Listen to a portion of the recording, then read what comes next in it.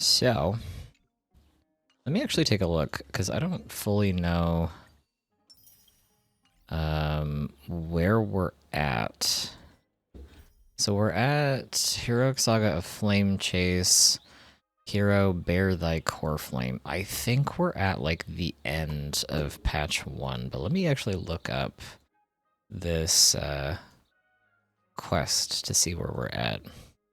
Honkai Star Rail main story quests. Trailblaze mission, that's what this is, right? Yeah, okay. Trailblaze missions, let's see here. Where is amphoreus? Okay, so Heroic Saga of Flame Chase is still the first patch. It's still the first story section of amphoreus, and there's 2 more chapters, we'll call them, after that. Or arcs?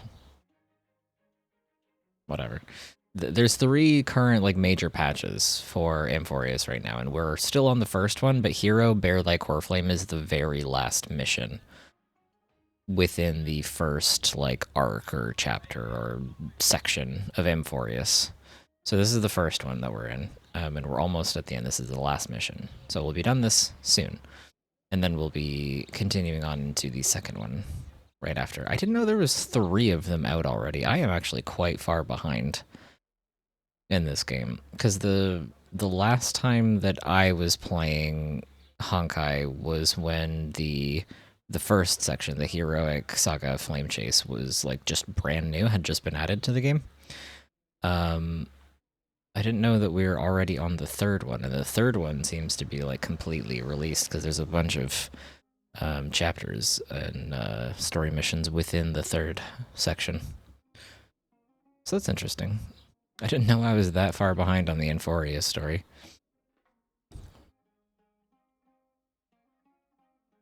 Well, all right then. So yeah. So this will be the last mission. Hang on, my game is super quiet. Did I turn this down? I think I turned this down when I was just farming passively yesterday. There we go, that's better. Okay. So yeah, I got Jocho at the end of the stream yesterday, which I'm very excited about because I've wanted him for a long time. Where's my... There it is. So on stream yesterday, we got him up to the level 80 ascension. Circular formation, yuan-yang formation. What should we try next? Bro's always thinking about food, honestly relatable. I understand him. So yeah, we got him. We got him up to the level 80 ascension. I used all of the resin that I had. Formation, circular formation, yuan-yang formation. What should we try next? We got him up to the 80 ascension. We popped this light cone on him that I already had leveled up. I stole this off of, I think, Pila. I got his traces leveled up a little bit. They're not done. Obviously, I can't do anything about these because I don't have any more weekly boss allocations. I already did my weekly bosses this week. So this is where he's at for now. I will be working on him again next week once I actually have the ability to do anything with the weekly bosses. And his relics are... They're in a state currently. So I don't really have a lot of relics on my account as of yet, because I take really big breaks from playing this game. And whenever I come back, I spend a lot of time like getting my character's ascension level and light cone level and trace level sorted out. And then by the time that I'm done that, like I have no fuel and no resin left because it takes so many materials just to get the first 3 stat situations sorted out. And I have a lot of characters on my account that I have been trying to go back and level old ones that I didn't finish. So, I just never really have like the resin or the time or the want to go relic farming in this game. Because I just, like I said, by the time I get like the light cone and the trace level sorted out, like I have no fuel and no like resources left for this. And then by the time that I get like a bunch of characters leveled, is usually like about the time that I start taking a break again. So some of my characters have decent relics, but I have a bunch of them where like I just don't have good ones for particular sets yet because I just haven't gone out and farmed them. Most of the characters that are like the plus 15, I either custom made them or I like actually farmed that particular domain, but like I just got Fuxuan like last week, I think. So I'm still like working on farming the relic sets that she even needs. And I just got Locha during the 2nd anniversary event, so I'm still farming this shit because I just didn't need it before. And I just got him yesterday, so his relics are in such a fucking terrible state right now, and I just started working on Pila, so these aren't done. It's a whole thing. Relic farming takes forever, and it takes so much, like, resin, or what's it called in this game? Not resin, trailblaze power, whatever. Same thing. But yeah. So that's the situation that my characters are in. They're, like, usable. Because of the level, trace, and light cone level. Like, they're usable, but, like, they're not optimal by any means. I, like, have a surprisingly small amount of the Pioneer set, considering how much I had to farm this for Acheron and Ratio and Welt. I just didn't get a lot of good pieces for it, unfortunately, and apparently most of the pieces that I did get were boots. Not good boots, mind you. Just boots. So I have a lot of relic farming to do, but I need to get my characters up to like a usable ascension level and trace level first, because to me, in my opinion, the trace, the light cone, and the ascension level is like the first priority and more important, and relics can come after that. So because I have so many characters that I've been working on, I'm trying to focus on those 3 first, so I just never have the resources to go relic farming, because there's so many characters in this game now. And taking long breaks from this game means I fall behind on, like, character leveling. Hello, good morning. Welcome in. How's it going? Nice to see you. Welcome back. Nice to see you've arisen from your slumber. Good morning. How are you doing today? I was looking it up, by the way, for those who have just entered in chat. This is the very last story quest on the first arc chapter section of the amphoreus story. So this is the very end of the first section. So we're almost done with chapter 1 or arc 1 or whatever you want to call it. And I also found out that there's 3 story sections of amphoreus released currently. So we're very behind. I didn't know there was 3 of them out already.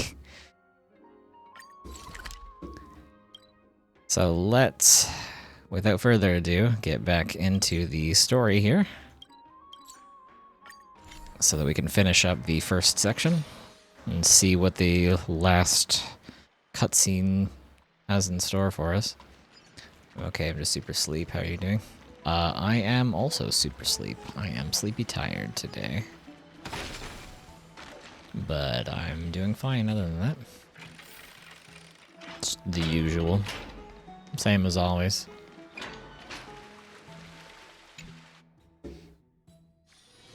Wherever crowds gather, there is always an undercurrent beneath the surface. Exactly. That's what I'm saying. Oh, Majesty of the 12 Titans, pillars of the world.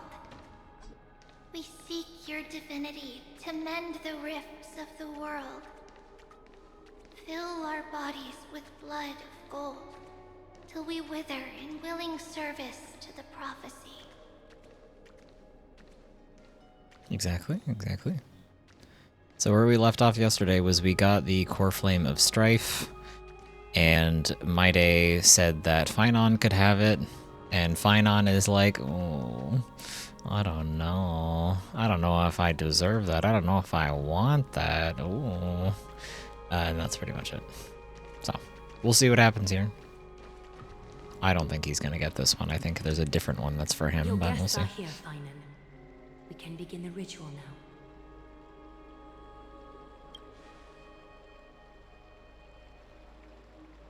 Lord Mighty isn't here yet. Yeah, we should wait for Maide. It's fine, Miss Caceres. He spoke to me already. I told him he should be nursing his wounds, and that he shouldn't be worrying about all this comrades once-in-a-lifetime ascension ritual stuff. Yeah, did you say it that passive-aggressively when you said it to him?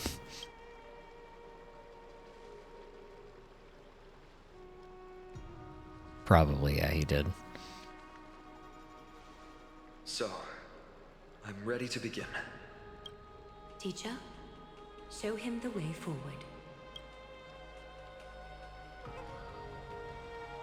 Despite the myriad dark and endless nights that have gone by, the guidance of the prophecy is nevertheless as clear and bright as the first ray of dawn. See, they're really trying to fool us into thinking that he's gonna get the Strife Core Flame, which is this one over here, when he literally has this one's symbol in his eyes, which I believe is Kefali. And it's like, do you think I don't have, like, eyes that can see things? Overthrow the gods, it declared. If I'm wrong, I'm gonna look silly, but I'm never wrong, so we'll see. Restore the core flames, it declared. Bear the divine authority, it declared. Forge miracles, it declared. O prophecy, forgive us for this late tribute. We, Chrysoceres, have striven to start the flame chase journey anew over these myriad nights. The seeds we sowed have finally yielded a good harvest. Hang on.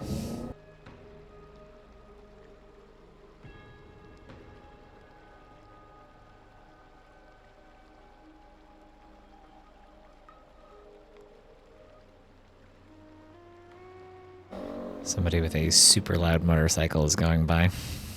Hang on. Okay.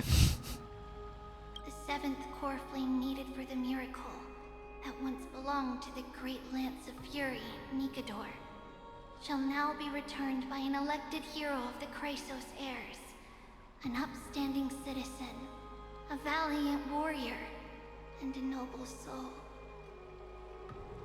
True. Please step forward. He's definitely not Finon evil. Ides Elysiae.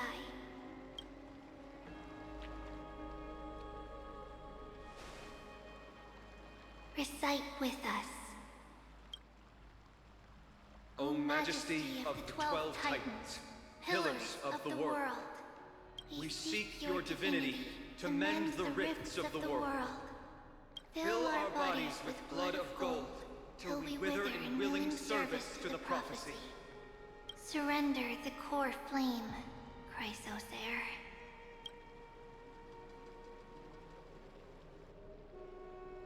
Cutscene. Click and hold to submit the core flame and complete your objective. They're making me do it. I'm fine on.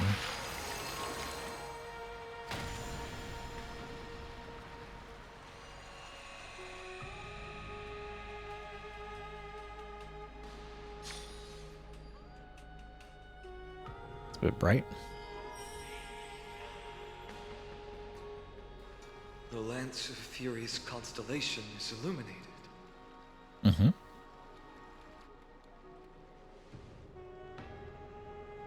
Why is the vortex this silent? Was it also like that in the past? Patience, Finan. Do not make us question this decision. Bro, chill. Lord Nias? Hey man, what's I'm up? afraid he's not the person you know, Castorus. That is a manifestation of the prophecy, an echo of the Titan's divinity. It is here to examine the Titan's successor.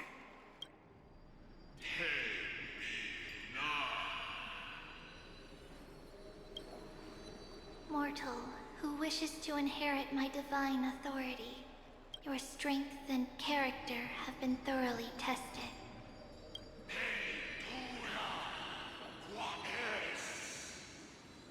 Yet your will wavers. Oh, fuck. They know. They see you. If you are to inherit Nikador's relentless fight against the unspeakable Black Tide,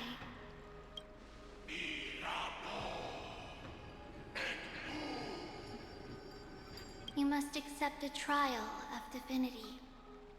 Prove that you possess an indestructible will, and vanquish the fears deep in your heart. Vanquish. They're reading you, Finon. They're calling you out. They know. So be it. No matter what obstacles you plan to put in my way, I'm ready to overcome them. Are you? For our prophesized tomorrow, I will become the god Amphoreus needs. You can't see it, but the Trailblazer in the background putting their hand over their heart. Bro thinks he's on the team. Bro thinks this is happening to him. Come with me, Finon of Aegis Elysiae. In fear, you shall abandon your mortal body, and in suffering, be reborn as a god. Wait for my return, my friends. He's gonna look silly when he comes back and it's like, yeah, the gods rejected me. They said not this one. So.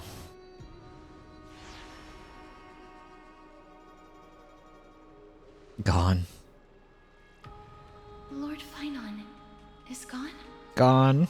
They obliterated him. Onto the battlefield to fight a campaign that can only be won by him alone. All we can do is wait and have faith. But a mysterious ritual. Is there really nothing we can do but wait? I mean, yeah, it has nothing to do with us. I don't know about the rest of them, but I don't like to just sit by and wait for my fate to be decided. Well, you don't have a choice. This doesn't have anything to do with you. This isn't your fate that's being decided, Danhung. Hi, Castorus. I pray you truly are prepared, Lord Finon. You seem worried. I spoke at length with Lord Finon before. There was hesitation in his words. The manifestation of the prophecy must have seen this. It saw Lord Finon's heart wavering. Wherever he is, whatever he is fighting, I pray he makes it through this test.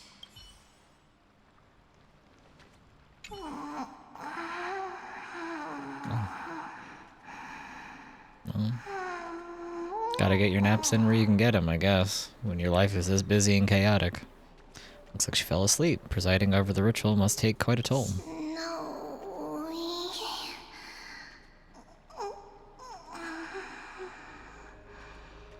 will succeed. We'll see.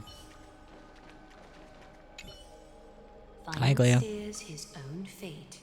If he can conquer his fear and return as a demigod, we will be one step closer to the miracle that the prophecy promised.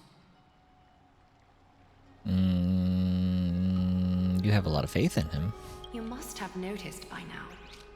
Every Chrysos heir here bears a flaw of sorts. Be it the curse of immortality, or the constant erosion of their humanity, or... But not Finon. He is a Chrysos heir without flaw. Sure. A perfect vessel for divinity. Sure. There will come a day when he leads everyone we have left, through the gates of the miracle.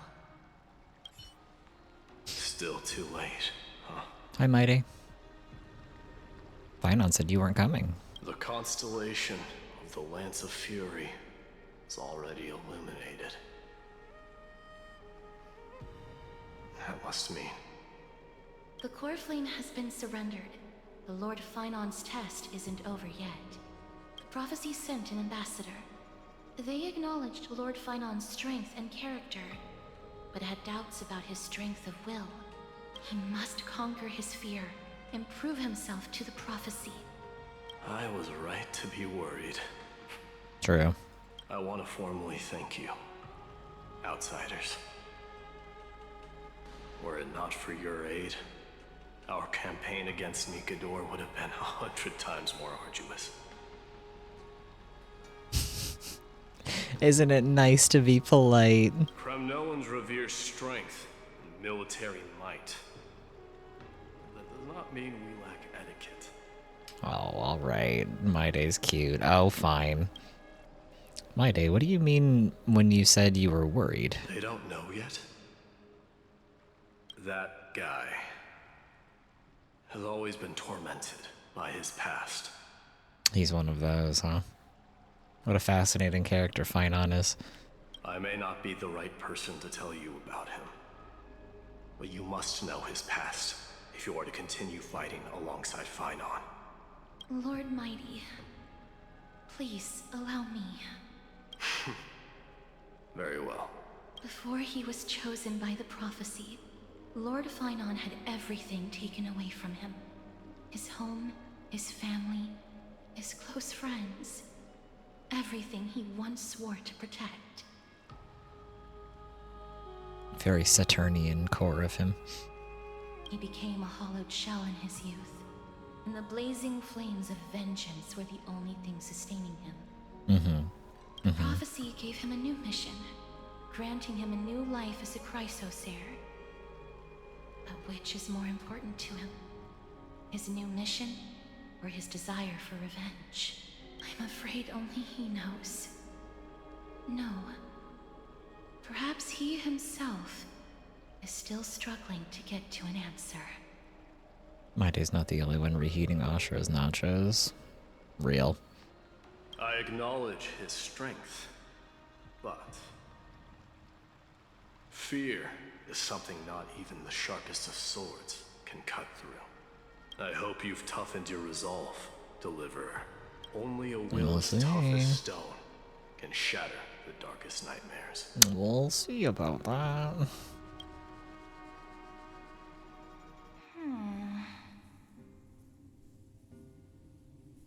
Is this her? Is this the Alicia XP? Is this her? Are we finally seeing her? Is something wrong? Young Finon. He knew her? He's from Elysiae. Don't keep me in suspense. Come on, tell me already. What did you see? They knew each other. I just wanted to get a reaction out of you. Alright, I'll tell you. This card is the Deliverer. She pulls cards. Deliverer? What does that mean? The interpretation is really long. Maybe I should just skip it. We have a lot of diviners and tarot card readers and astrologers and stuff in this game. All you need to know is, this card means you'll be a hero, worshipped by all. You will protect this world and save lots and lots of people from scary enemies with your sword. Do you like the sound of that? With the Akama in the background that Kefali is holding up. My theory is still standing. But What's the matter? This is a good card. I don't want to be everyone's hero. I just want to stay in this village with everyone I know. Oh, he's kind of Grandpa and pooky. Grandma said the outside world is full of bad people. That's why they're always at war. Who wants to save bad people like that? Finon. I can be a hero, but only our village Oh is the my hero. god. Well, little hero, if the day comes for us to say goodbye to ID Silizii, could you become a deliverer then? Like, almost sounds like March's VA. They're very similar, but they're not quite the same. Do I have to leave the village? Mm-hmm. If something like that happens, someone will have to save the world. Then I'll... Hmm? I'm just teasing you. Don't worry. ID Silizii is a peaceful place. Bad people won't reach us here. Are you going home already? If you're not in a hurry, should we go play with the fairies again? Oh, fairies! Okay, I love playing with them. I'll win back the wooden sword I lost to them. He lost his sword to the fairies. Look at how Oh, no. excited that got you. Let's go then. May this world never have need for a deliverer. And the next slide is her impaled on what looks like a tree with a sword in her chest. We'll see about that.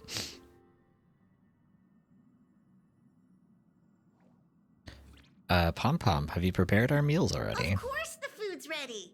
March isn't feeling well, so Pom Pom has specially prepared the conductor's special bland meal that'll be easy on her stomach. Can you bring it to her, Himiko? Gladly. Why don't we also get her a... Nuh-uh. No coffee when she's already feeling unwell. Heh, I guess you're right. Jing Yuan, I saw him. March, I'm coming in, okay? She's dead. Exclamation point. She's dead. Gone. This is so sad. She's back in the ice? Wherever crowds gather, She's there's back in the always ice, or the ice is trying to get her. It's freezing over her again. This is the next mission.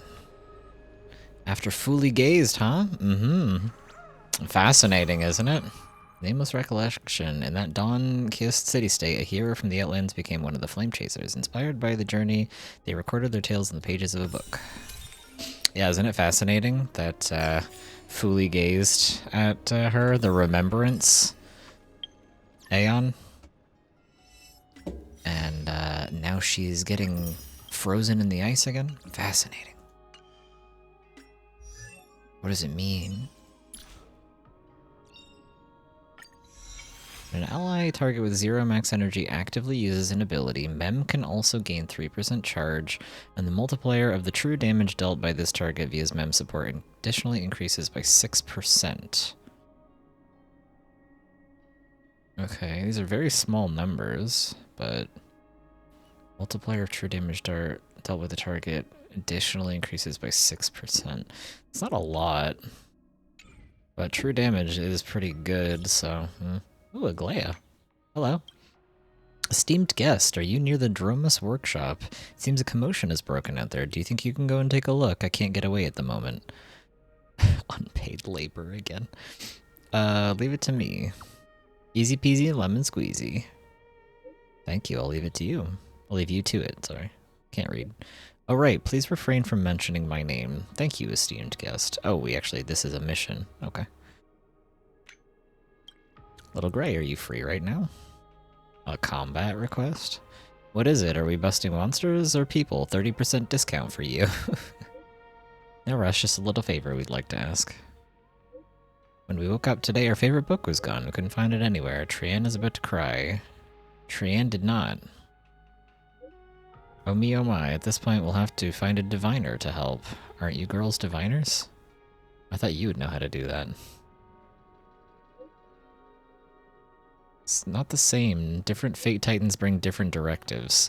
There's a super duper mega ultra powerful diviner in Akama called Paristhea. Allegedly, she can tell the future just by dreaming. However, due to some past circumstances, it's not advisable that we meet her. So, Little Gray, please, please, please. All three of us said please, so you must go, okay? Alright, we got side quests. We'll do those later. I want to focus on the main story for now. Look at all these... I have a lot of quests in my quest journal that I haven't done. I take long breaks from this game. I come back, I play the main story, I leave. So I just have a shit ton of side quests that I just haven't done. I say I'll do them someday, but your quest log has enough to guarantee Anoxa at this point. Honestly, you're probably right. There's 150 just in the Foxy and Tail one. It's 40 here in the Rappa one. Nothing there. Whatever this one is. Lafu, Seed of Divine Foresight. It's 100 here.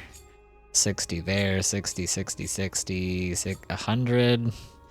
100, 100, 100, 100, 100. Holy shit. 100, 100. Oh my god. Wowie. 40, 30. Yeah, there's a lot of primos in here. Yeah. If I start streaming this game a little bit more regularly, then I'll force you guys to sit through watching me clear out my quest log.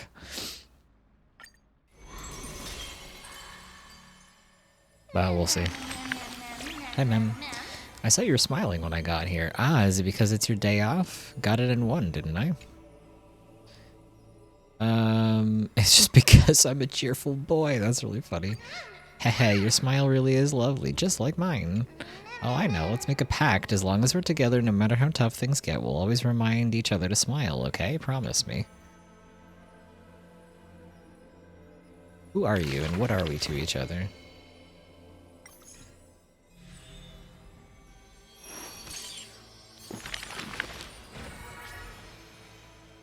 Whose visage comes into view? Treeby, Aglaya, Castrus, and Finon. Let's do Finon. Those flame-chasing people, those forgotten stories, as I've written. A lost voyage. In Amphoreus, untitled statues are a prevalent sight.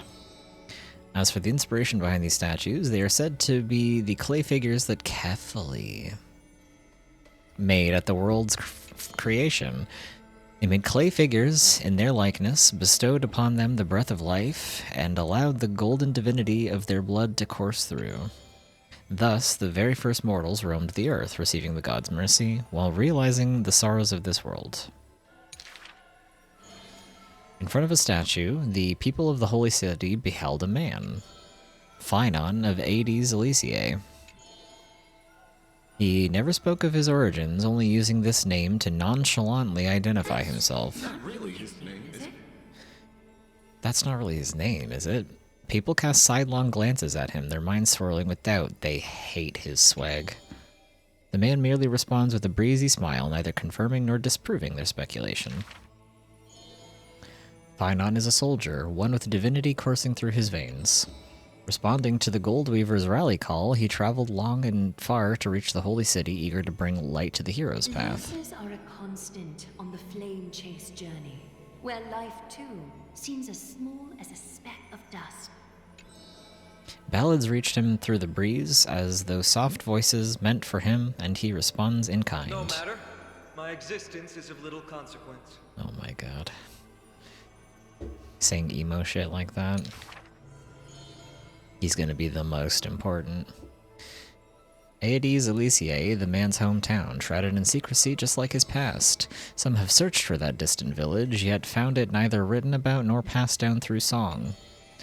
In every nostalgic reflection, the man crafted a vision of paradise with his exquisite poetry. Yet, within the ancient texts of the Holy City, the history of that frontier village remains more obscure than the days to come. In the far-off future, the land of Amphoreus will bear the marks of the hero's footsteps.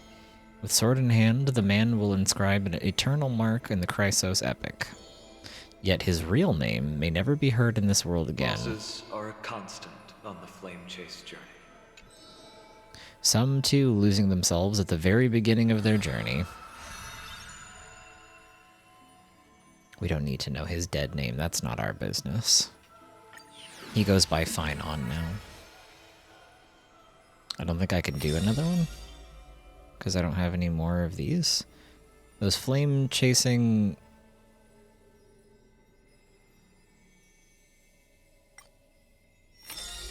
Oh, it has little things up here when you put somebody in. Funeral, death, butterfly, funeral. Death, butterfly. They could only think of 3 words for her. Okay. Goldweaver priest gown. Seamless garment, dressmaker, imperfect object. Maze, child's tale, children's smile, time. Telepathic connection. Can I do all of these right now? But I don't have any more of these things. Those flame-chasing people, those forgotten stories as I've written. Well, I guess we can do all of them right now. Seam of thread and cloth. Weaver of gold, Aglaya. Akama, a city that warriors look back upon before marching towards the battlefield, the holy city, the sanctuary of all citizens. Just as the poets of the city have sung, the epitome of magnificence, unbounded benevolence. Stop stealing my job. And the beauty of the holy city is like Aglaya herself, dressed in finery and of noble birth. She is the dressmaker of Akama, the one who weaves with golden threads. But there's one thing she'll never be able to achieve. A jealous whisper can be heard. She will never be able to produce something seamless. Okay, nobody can. Who cares? Golden threads quiver and a gentle wind rustles by her ear. She maintains her silence, but others fan the flames. Is that so hard?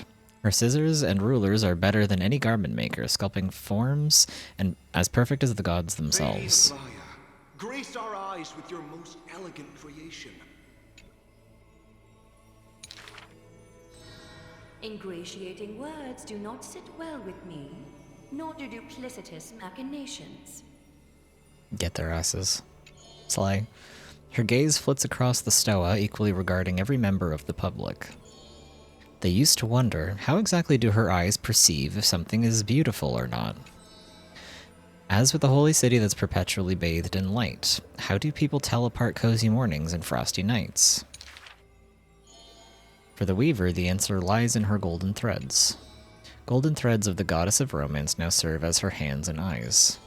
The colors of the world, intertwined with the undertones of human hearts, come flooding toward her. These golden threads are no less prideful than the master they now belong to. As long as the thread has form, it is enough to craft seamless finery. Be it stitched finely and tightly, or cut cleanly with a single stroke. Hardly a challenge. None of these pose a challenge. The rhyme rolls off like seams, like a soft sigh from lips. It's not a rhyme when you use the same word twice. The one who weaves gold gazes past me, fixed on something much farther, the network of threads that entwine all between the heaven and earth. The only challenge that she relentlessly dedicates herself to is weaving the fate of Akama into a flawless, seamless outcome. Fascinating. We also have Act 2, apparently.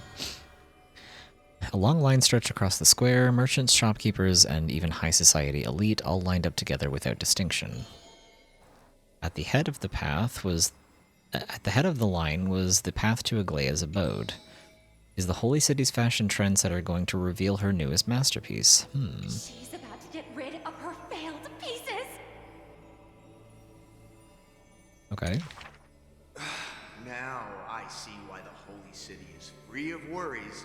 Even as the inn nears, they're still obsessed with lavish clothing. New to Akama, a visitor from elsewhere ends up utterly bewildered at the sight. It is said that a family of priests who worship Monestia go way back with the Weaver. But her impeccable gift for weaving isn't meant to serve anyone's pursuit of pleasure. What was once a sacred duty was misunderstood by the beauty-obsessed who mistook fallen shreds for priceless treasures. Are flawed creations really still worth the people's adoration? The Weaver shakes her head. She seems to have forgotten something. It is precisely the flawed hero who walks ahead of the crowd, who casts a long shadow over the world, and who strides towards everlasting daylight. There are, nevertheless, people whom the Weaver is willing to sew and tailor for. Her conditions are beauty sharp as a blade and the pursuit of beauty. Me! I want to be showered with a thunderous ovation and lots of flowers. A melodramatic poet speaks out. I want to stir her emotions. The voice of a blushing young boy. Do I fit the bill? My sister and I are refugees from the abyss. I want to get a pair of shoes for her. Who do you think she's gonna pick? A seated child speaks up. Next to him is a barefooted girl, staying silent with her head kept low. Unfortunately, gold threads are willful things. They are never swayed by sympathy or pity. A tense and worried look surfaces on the young child's countenance. The specks of dirt on his face brought back memories of a past encounter. Go to the 3 children in the city. As messengers of Janus, they will bring him the shoes he... I wasn't done, but okay. He hopes for, I think was the last word. Asteris. Twirling in fallen bloom, servant of death, Casterus. I see a sword that grants death, a shackle of destiny next to the silver-haired girl worshipped at the Demise's hollow. The sword stained with unknown blood lying shattered and snapped, the shackle chained pale wrists dotted in thickening rust. The priest asks with a shaking voice, upon whose fingertips will the butterfly perch? The girl never answers, like death itself, wreathed in silent solemnity. People often say that dying is to meet the palm of the hand of shadow, and dreaming is to be brushed by their fingers a little. In the mirages when the girl petted death, she sees black waterfalls foaming and bellow, pouring down from a chasm in the sky where a solitary tower withstands torrents sallow. When she wakes, she can still feel the water's freezing touch and the cacophonies billow. Like the wail of the dead, the hollow of beasts, in confusion, delirium, and clamors hollow. The girl's embrace is not meant for the living. Thousands have entered the eternal sleep in her arms, granting to the dead solace and dignity. She mentions a ferocious warrior feared in battle. She did not go with a smile, but to me she cursed. Oh, life's end, how ugly you are, how despicable. And from that day on, she adorned herself. Her dress, white as a radiant moon, became always dotted with flowery petals. This person gave her self-consciousness. For if death cannot be avoided, So says the girl. I wish it could contain beauty more plentiful. Oh my god. Among the manifold rites about death, the one she knows with most intimacy are burial rites. One burial of unfamiliar countenance after another, wherever she presided, from the angelic visage of a babe passed in the cradle to the despairing eyes of the mother drowning in sorrow, from the scars on a war-battered general's torso to the unending tears pouring from his bereft widow.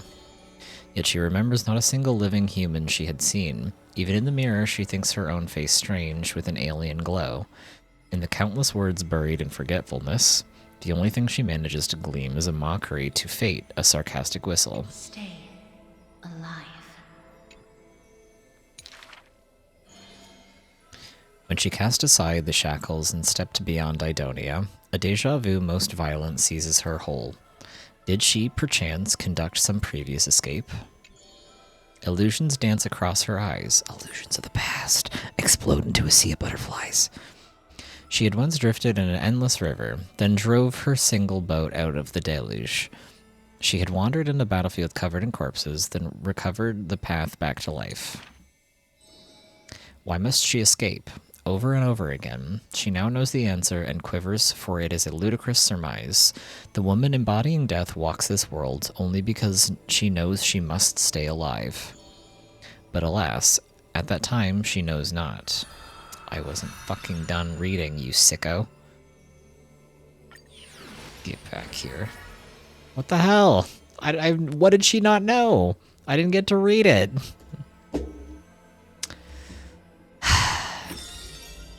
Subtitles in this game always go by very quickly when it's not like voiced. Like, do they think everyone on Earth is a speed reader? Oh, we got 2 on this one, okay. In every quarter of Akuma, the newly arrived traveler stops for a moment. He rubs his eyes. 1, 2, 3. There's 3 identical children?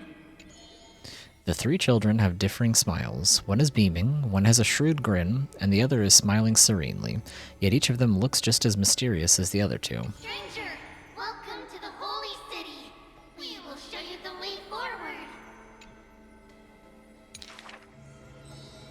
Trebios. This name has not been mentioned for some time. Only the elderly priests of Janisopolis know the true significance of this name. High Priest, please guide us once again as we spread our wings on this long journey. As music from his hometown plays, the smiling children gather around the old man. They wish that the twilight breeze will carry away all tales of sadness. The end time looms like a dark cloud, hanging over the holy city's residents and shrouding them with worry. Hello, do you need our help? Like torches dancing in the wind, the children illuminate the alley. They wipe away the woman's tears, babies sleep amidst whispers. On the windowsill of those in prayer, their light footprints remain. The citizens call them, yet they simply shake their heads. There's no need to be so somber. How about we play a game together? Guess who we are? The 3 soared and landed in front of the townsfolk. You're Trian. An old man says. No, we're Treenin. Treenin is the quietest of the trio. Are you Treenin? A young girl asks. Wrong. We're actually Trian. Trian is the most spirited of the trio. Then you must be Treeby. A child shouts. You're right. Good job. Treeby is as enthusiastic as she is adorable. It matters not whether they can tell the trio apart. Of the most importance is their sincere smiles. We will show you the path to take. The children fly ahead, guiding the lost back to the main road. So you literally show people the path to take? You're lucky. You merely took a wrong turn. The children flew before me. It was rare to see them so quiet. However, there are many more unfortunate souls who have lost their direction in life. Okay.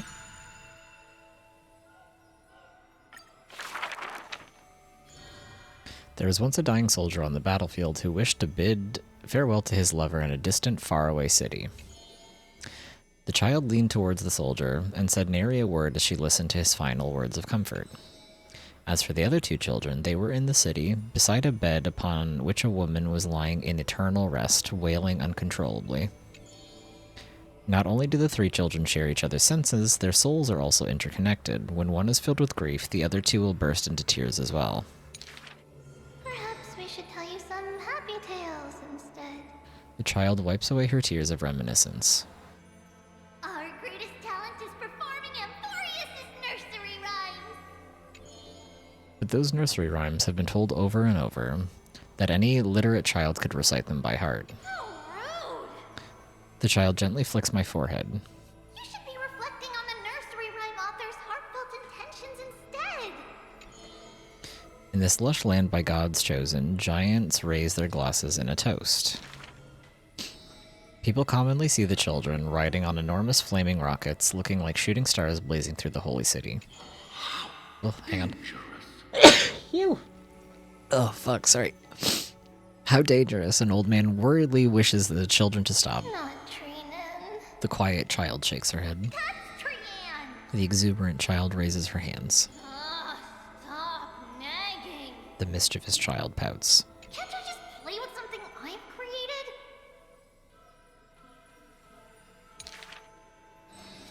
Every child in the world loves to play, and Trebios is no exception. Every child in the world is afraid of pain, and yet Trebios tries to act tough. Initially, there were many more of us. The others have merely gone one step ahead. The children swore they were already adults, yet when they carelessly hit the city gate, they cried out in pain together. The tripartite prophecy is but a distant ritual, and the Chrysos War a painful dream. Echoes from the Gate of Infinity occasionally jolt her awake, and the distant travels of her identical sisters sometimes inspire uncertainty within her. A new journey only begins when the previous one comes to an end. Despite time marching forward endlessly, the children always manage to stay true to their hearts. They are all that remains of one another. Can you let me decide when the book ends, please? Makes me sick. Alright, well, I got some lore on the main cast so far. That's fun.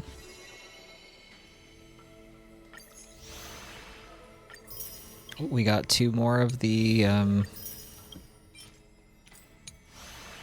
2 more Eidolons for Remembrance Trailblazer. Kind of huge.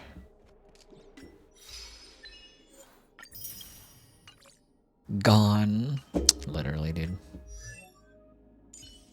Cutting me off, not letting me read any fucking thing anymore. Okay, this level gives us level on Ultimate Basic Attack and Memo Sprite skill level, which is kind of huge. And then this one, Ultimate's crit rate is set at 100%. So your ultimate is guaranteed to crit every time you use it when you get E6. Okay.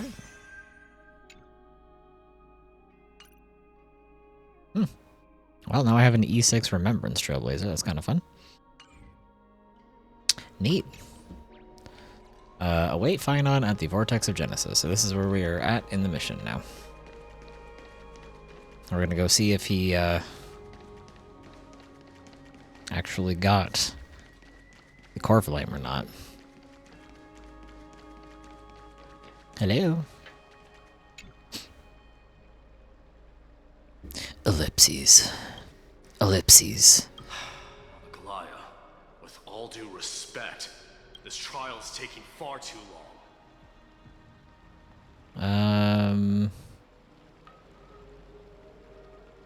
It already feels like we waited for 42 days. I didn't, because I'm behind in the story, but for all y'all who had to wait for this when it was live and active, lol. That's funny. Have faith in Phynon. What do you think of this, Trinan? It's not possible to tell for sure what goes on within the vortex. All I can hear are fragments of speech and distant battle cries. Getting cold in here. Is it Phynon's voice? Nah, he's dead in there. I'm not sure. Rip. It's difficult to make out clearly. Wait, no! He's dead. Lady Trinan. Snowy's voice. I can't hear him anymore. Gone. They got him. Like existence in the trial. It's burning him up. A sun-like existence? You mean how his eyes have the sun in them, and his coat has the sun all over it, and Kefali is holding up the city that is constantly shrouded in daylight? That's interesting information. It has come to this, after all. He's dead! They fucking got him. What now? Get ready, my Demos. Are you gonna leave him to die? That's mean. What's going on? Plan B. We pull him out when something goes wrong. As I promised you, Aglaya, I will intervene in the trial this time to bring your deliverer This to time. safety. But that's Your as far deliverer. as I will go. Of course. I know this is not the time to demand any more from you. Discerning. All right then. To be as prepared as I can, I hope that the 2 Outlander warriors can also join me. That might not be a good idea. The core flame trial is many times more complicated than a standard ritual.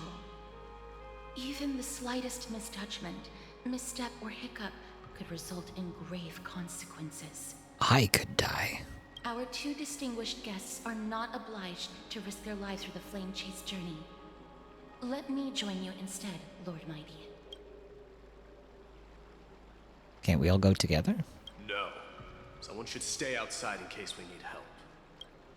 Things have taken a critical turn, especially so with Finon's life on the line. Of course, we Nameless will do what is necessary. How should we help?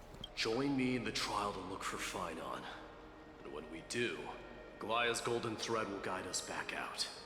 Assuming we survive Nikador's wrath.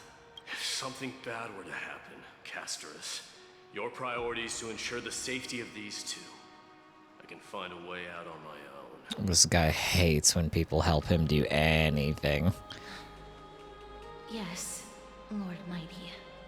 Thank you both for your valor. Time to get to work then. Let me have the honor of taking the lead in this battle.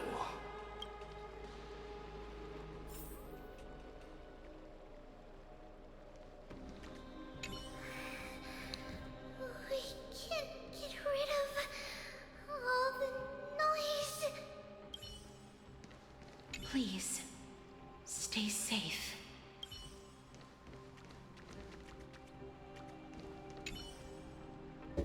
Let's also make our way to the front of the Spirit Basin when you're ready. May that warrior be safe from harm. When you are ready, I will preside over the ritual on Trinon's behalf. Let's go. Team includes Mighty. I don't know what team to set up with him. My Jacho's probably not ready for this. Hang on.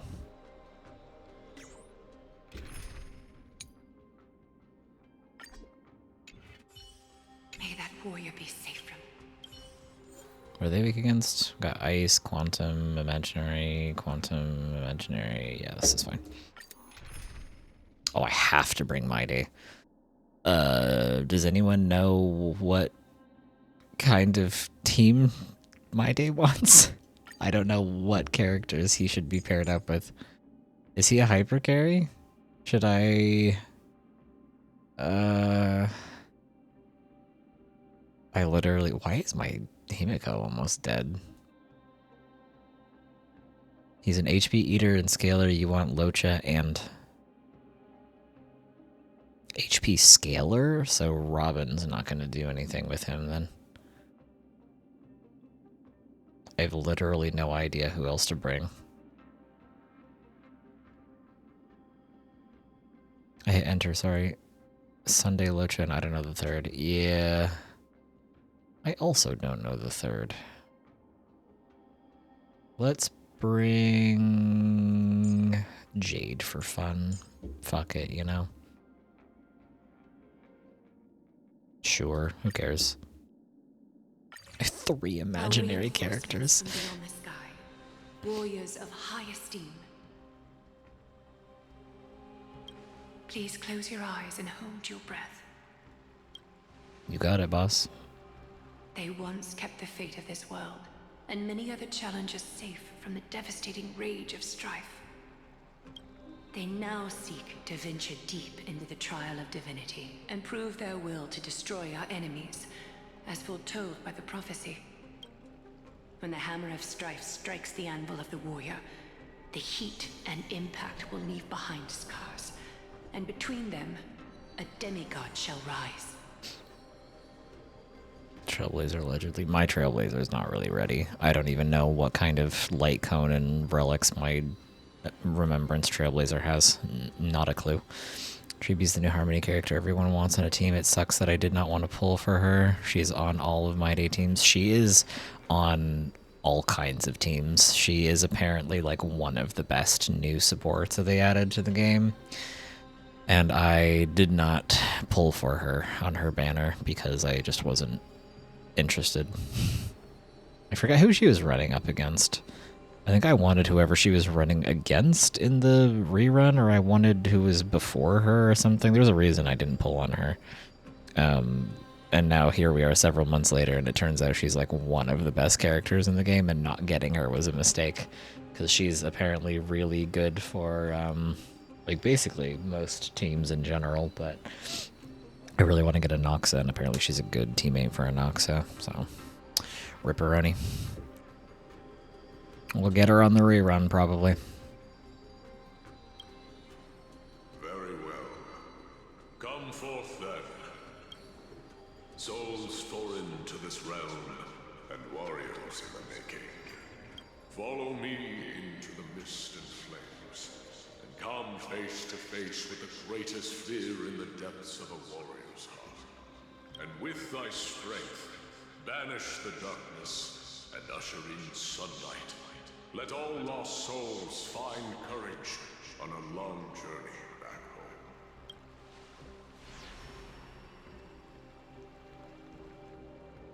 Chimmy ran as we took our break from the games, but even if she didn't, I would not have pulled for her, but might have to in the future. Oh, okay. So we just weren't playing at the time. Unless we get a new Epic Harmony support before that, maybe. It's possible. She was after Aglaya. Yeah, I think you're right. I think the Aglaya banner was one of the last ones I played on before I took a break.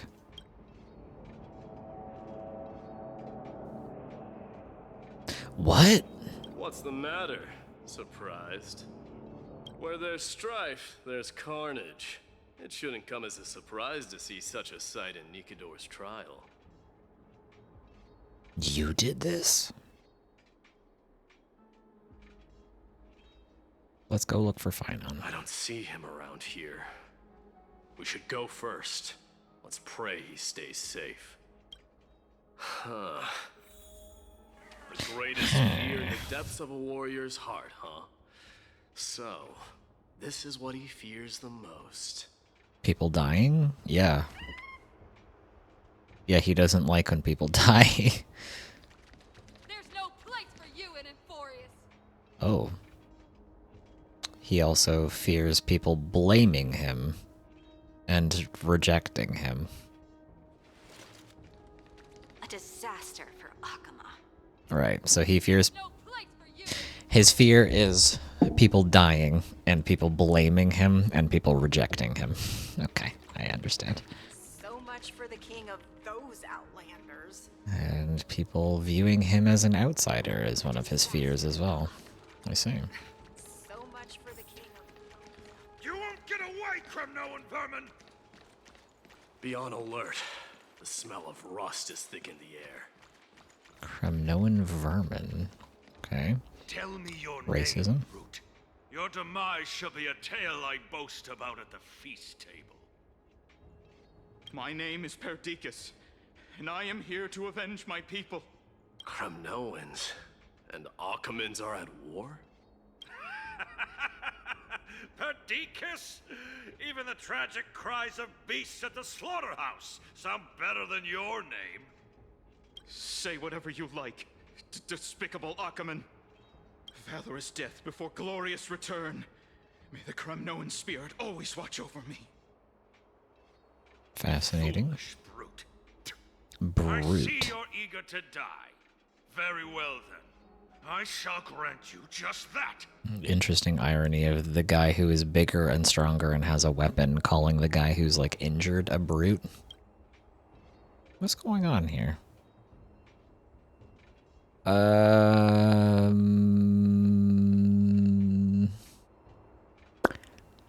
Will I get in trouble if I try to intervene? Probably yes, but I'm going to anyway. You are... Oh.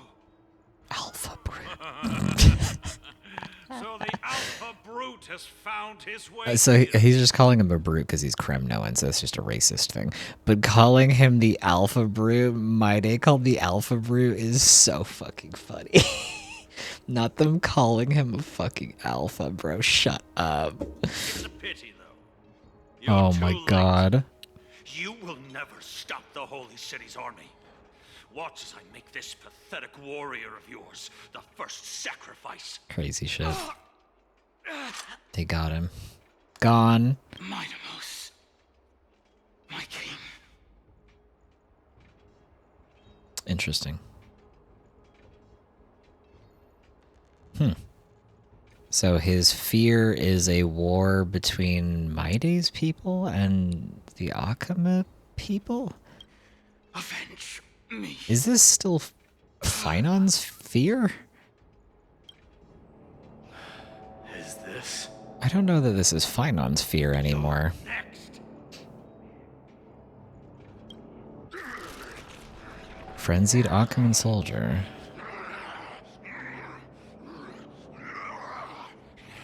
This feels like this is actually Maide's fear. Being blamed for things, being treated as an outsider, being rejected, war between his people and Akama.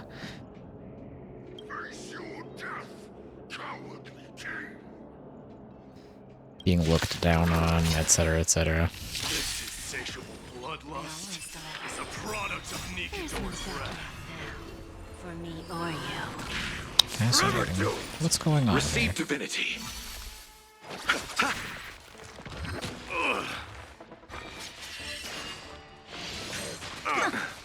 What do you think, chat? Burn it all. What's our prediction for whatever the hell is going on here right now? Burn it all. Forever doomed. I have literally no idea what Maide is saying in his battle voice lines. I know this, Achaemen. Strife contorted an honorable warrior into this perverse and twisted being. And that horrible noise. I can hardly suppress my bloodlust when it sounds. Girl, chill. This battle cry must have gone to Finon.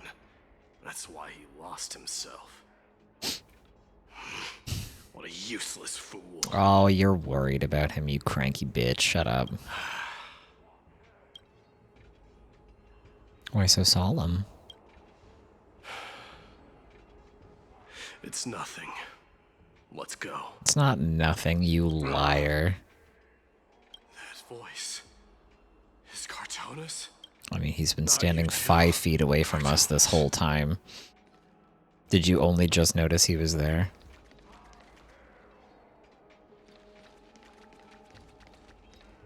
Mighty Mos you are. Destroyed all the wicked king. Here to take my life finally.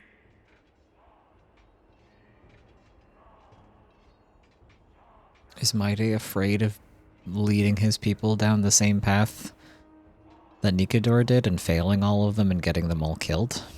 Being a bad king? Is that why he doesn't want the core flame? Because he's scared of being just like Nikador? I think they kind of told us that earlier when we were fighting Nikador. That was part of why he rejected it in the first place.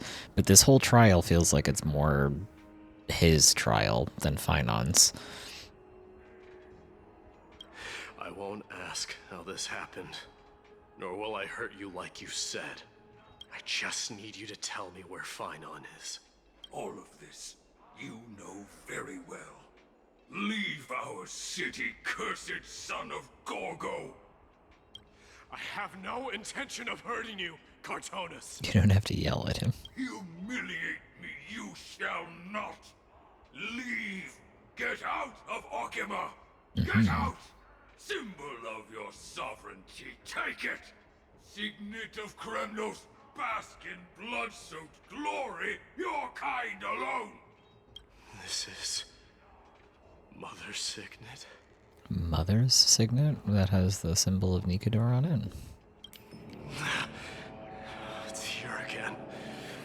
I knew it. Ha!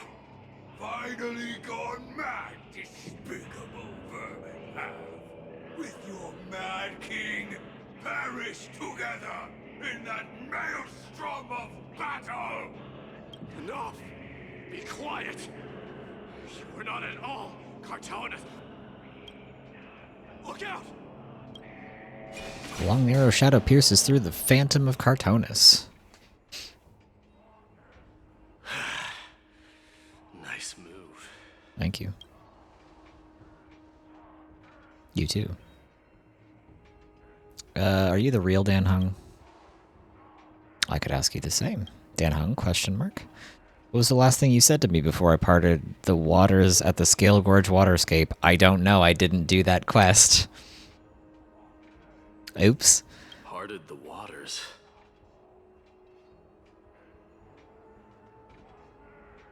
I don't know. How would I even remember that? That sounds like something the real you would say. Well, there you go. Wasn't easy, but I finally found you two. So, you are Dan Heng. What did you go through before meeting us? Just some memories from my past, nothing worth mentioning. You mean you saw your past too? Okay. 2. So this is his past? I thought this was based off of their fears. And we're not seeing anything related to the Trailblazers' past and fear. We're just here in My Day's situation. The trial of strife is a vicious one, all right. I guess we as the Trailblazer don't have much of a past, or we don't know what it is, so whatever. What are they gonna do to us? What are you thinking? This might not be a single person's trial, but an arena for every challenger to engage their own delusions in a bloody battle. I saw someone from my past a while ago. Someone Finon has never met. That doesn't exactly sound like a bad thing. At least it means we'll be able to find Finon here. We can only hope this battlefield is nowhere as extensive as I imagined it to be. Let's first follow the sounds of battle to their source. The battle cries seem to be getting a lot louder. I love that Bubbles just like sits down and takes a nap. Someone is manipulating the battlefield, someone who might not be Finon. I agree. This will be the end of you outlanders!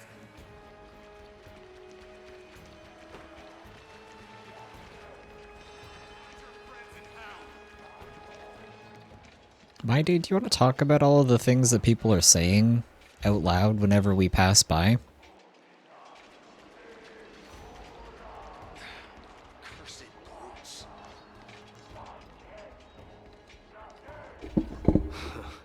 Just as I thought. This is where the battle cries were coming from.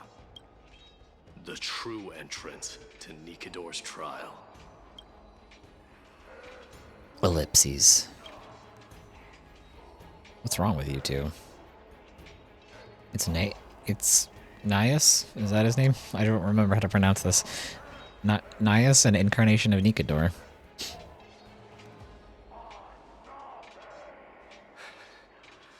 I've seen him for the first time, but there's no doubt about it. What I'm sensing can only be Strife's bloodlust. Cranky. The one manipulating this battlefield is Nikador themselves. My demise. You are a keen warrior indeed. You know me? The blasphemous prince. Of course I know you, and I happen to know that you're here for the soul of that white-haired warrior. Great. Let's cut to the chase then. Hand over that poor excuse for a sword master, so we can be done with this farce. No. No. I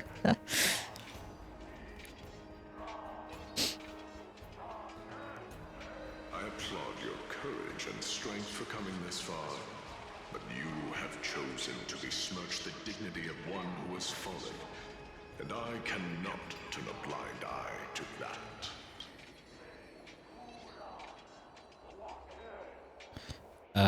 We traveled together, remember, Iwu? Do you remember me? We were friends for like 10 minutes. Do you remember? One who has fallen. Finon failed the trial?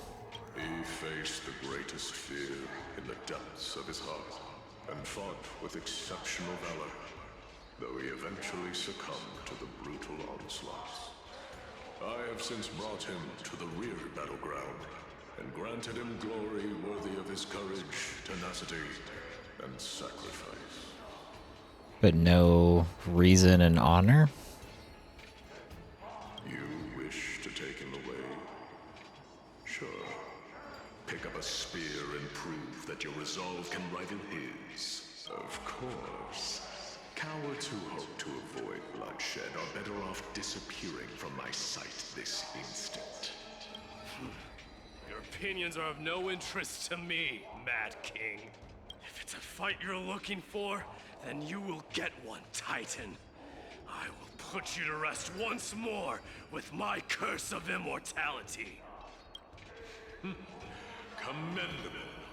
Your noble mother displayed the same spirit with a spear. He's going sicko mode again. Don't talk about his mama. Don't you dare speak of her. Why not? She challenged the former Kremnos king to a duel, even knowing that it was a deadly trap, all to protect your dignity. He's baiting you. Suggesting her efforts were for naught. He's baiting you. He knows it pisses you off. Her death was caused by you, the incarnation of strife. How dare you talk about her past? He's going sicko mode again. Enough of this nonsense. You should be wielding your weapon at the god of strife.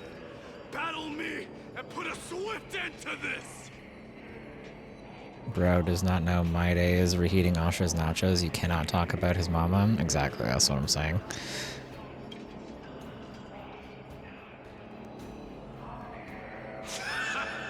Your hatred is as clear as day, my Demos. My words must have stung you deeply. But thanks to them, I have also come to realize this is why you killed your father for the throne. Only to let your signet sink to the bottom of the Sea of Souls, refusing to let the glory of Kremnos live on. This is why you slew the Strife Titan, only to reject the core flame, letting strife continue instead. He's going sicko mode. He's gonna do it. Oh, child abandoned by fate, show me what you are capable of. Show me if you have the power to put out the flames of your very own destiny. Strife is his destiny. Okay, thank you for the spoiler. I will rip your chest apart, Titan. The same way I ripped apart that former king. I see you wish to repeat this. Come at me then. Ignite the flames of your fears and step onto the battlefield. Take this fierce battle to the boundaries of strife and consume me. Or lose yourself in the fight and watch your defeated corpse burn to ash. Remember this, soldiers. The son of Gorgo will be crowned in blood. Very brave. Can you speak up? The successor of Can you speak up? The background music and the sound effects are louder than your voice for some of this. White warrior knew he was no match, yet he chose to fight till his very last breath. What about you, Mightimos? Can you What about you? what fate has in store for you? Prove to me that you are worthy of this power. He's gonna do it. The kings of Kremnos. This is the power you desire. Burn it all. Receive divinity. The dead return! Don't let me down. Forever doomed! I am strife! He looks really good with the Sunday crown behind him. I grant you the blood of strife. This raging power. I can hardly contain it. Time for a lesson. This trial is fitting. Forever doomed! Fury upon you! Bending the rules. Torment and doubt, farewell. Burn it all! What an There's achievement. no backing out now. For me or you. This So trial is feeble. fitting. Forever doomed! Is he saying forever doomed?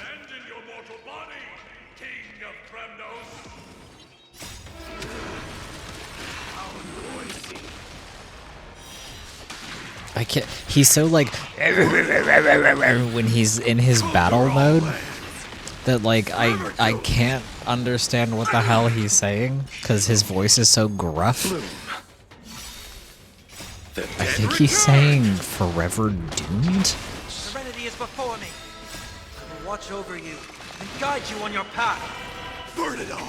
Burn it all. I can hear that one. Now accept your punishment. Now accept your punishment?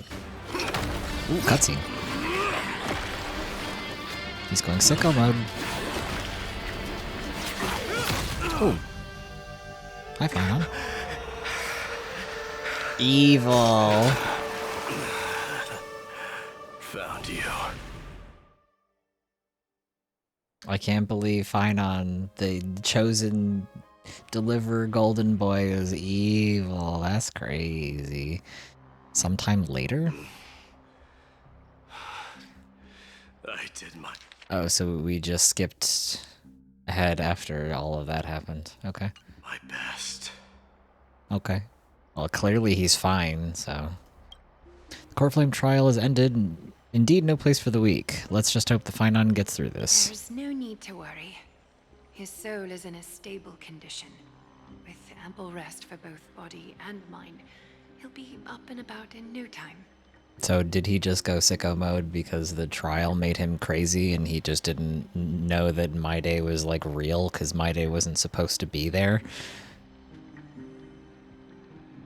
My Day has an indestructible body, so he's always going to be fine. Yeah, pretty much.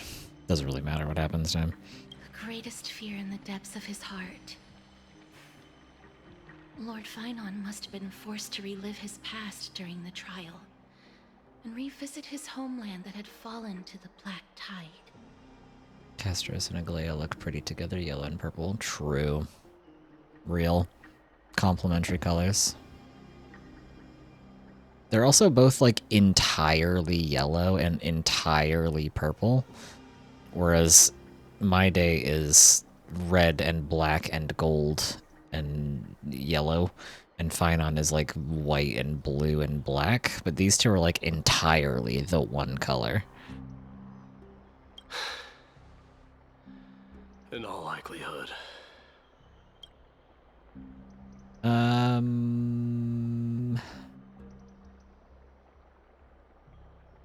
Is the Black Tide really that scary? Or Nias? I mean, Nias did mention the Black Tide, so he could bring this up. That is correct. He was willing to entrust the Core Flame to the Chrysosayers, because he was also pinning his hopes on us to succeed him in shouldering the responsibility of resisting the Black Tide. Could you tell us more about this Black Tide? It is one of the culprits that drives the people of amphoreus to madness. It was during the Era Bellica that this unspeakable thing first appeared, like a plague, alongside the three titans of calamity. Nobody knows where it came from or how it came to be. What we do know, however, is that it is steadily encroaching upon what little remains of this tranquil land, much like a rising sea closing in on an island from all sides. It is for this very reason that it became known as the Black Tide. Those who succumb to it lose their reason and humanity, becoming vicious, mindless monsters. Mortals are not the only ones susceptible to its influence. Even gods and titans cannot escape from it. According to Nias, Nikador, though one of the embodiments of calamity, also bears the responsibility of fending off the Black Tide. Perhaps that is also why Lord Finon threw himself into the trial of strife so readily. But now, we must look for alternative means of igniting the flames of strife. So, Aglaya, what should we do now? You know very well the decision doesn't lie with me. As the successor to Krymnos, Mighty, you know better than anyone that if it was simply about emerging triumphant on the battlefield of strife, you and your people could manage it with ease. But ultimately, the heavy burden of divinity can only be borne by one. It is foolhardiness and indecision, not the unclaimed seed of divinity, that pushes this world into the deathly fog. Damn. That's some shit she just said. Gotta make a choice, Mighty. The Black Tide. Return to your private bedchamber and discuss the present circumstances. Okay.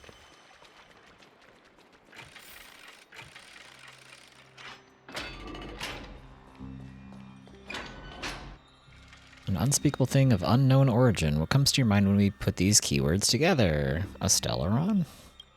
That's right.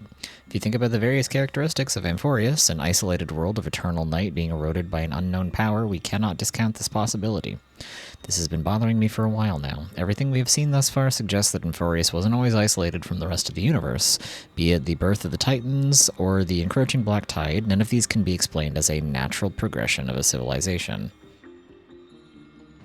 Why not? The other aeons that exist kind of just happened. People ascended or they just popped out of nowhere. Natural disasters happen.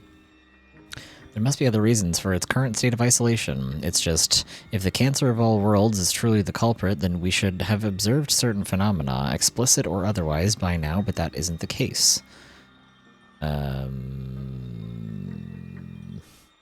This voice of the Stellaron is probably correct, but I want to say the Stellaron Hunters because I miss them and I like talking about them. That's what I was thinking too. From past experience, Stellaron Hunters are certain to appear on a world with a Stellaron. Oh, it was actually them. Oh, okay. Wait, real? Are they going to show up? That would be awesome. There's several other unanswered questions too. My gut feeling is that things here are not as simple as they seem. Furthermore, what happened in Penacony also proved that the appearance of a world may not necessarily be due to the influence of just one path. Who knows, maybe Akavili's behind it all. Yeah, I'll say that one because it's funny. Not even the history fictionologist would dare spin a tale like that, but it's funny. It's a joke, Dan Hung. For now, let's just take things as they come. The Black Tide could be a good starting point. Since Nikador has fallen, those who are suppressed by them will no doubt begin to counterattack now. It seems our trailblazing expedition is growing in significance. Switching to my day's point of view, what the hell? Okay. Cranky boy. Don't worry, Dee. This isn't the first time he's been like this. A long time ago. I'm not worrying about him. Oh, alright. You're a little quiet, though. I'm sorry. That was rude of me. What I meant was, I know that man can pull through for sure. He does have manners in there when he's not being cranky. It's alright. Being straightforward suits you better. Actually, Dee, there's something we're curious about. What did you see in Nikador's trial? Something that terrifies me. Yeah, which part? Which part of all of that shit that we saw is the thing that scares you? Isn't that ironic? There shouldn't even be a word for fear in the Kremnoan language. Do you think you stand a chance against that thing that terrifies you? Is this also part of your grand scheme? He's getting cranky again. Is he afraid of betrayal? Because a couple of the things that happened in that vision were betrayal. Or blaming somebody for betrayal. Aglaya knew that Phynon might fall. Yeah, she probably did. And she expected me to take his place. That was the plan all along, wasn't it? I mean... maybe. She probably did, but for all we know, they have also said they don't exactly, like, control fate, so what happens is not really up to them. They just have to sit and wait and see. Wait for you to make a choice. Yes. Looks like you know everything. Yeah. I mean, they are, Tribi is very in tune with the fate of the world, and, Aglaea's role is literally like the weaver of fate. So, like, I don't think you can get anything past her, but I really think they were just, like, waiting for Maide to finally step up and get in there and do something. I have no intention of condemning you for it.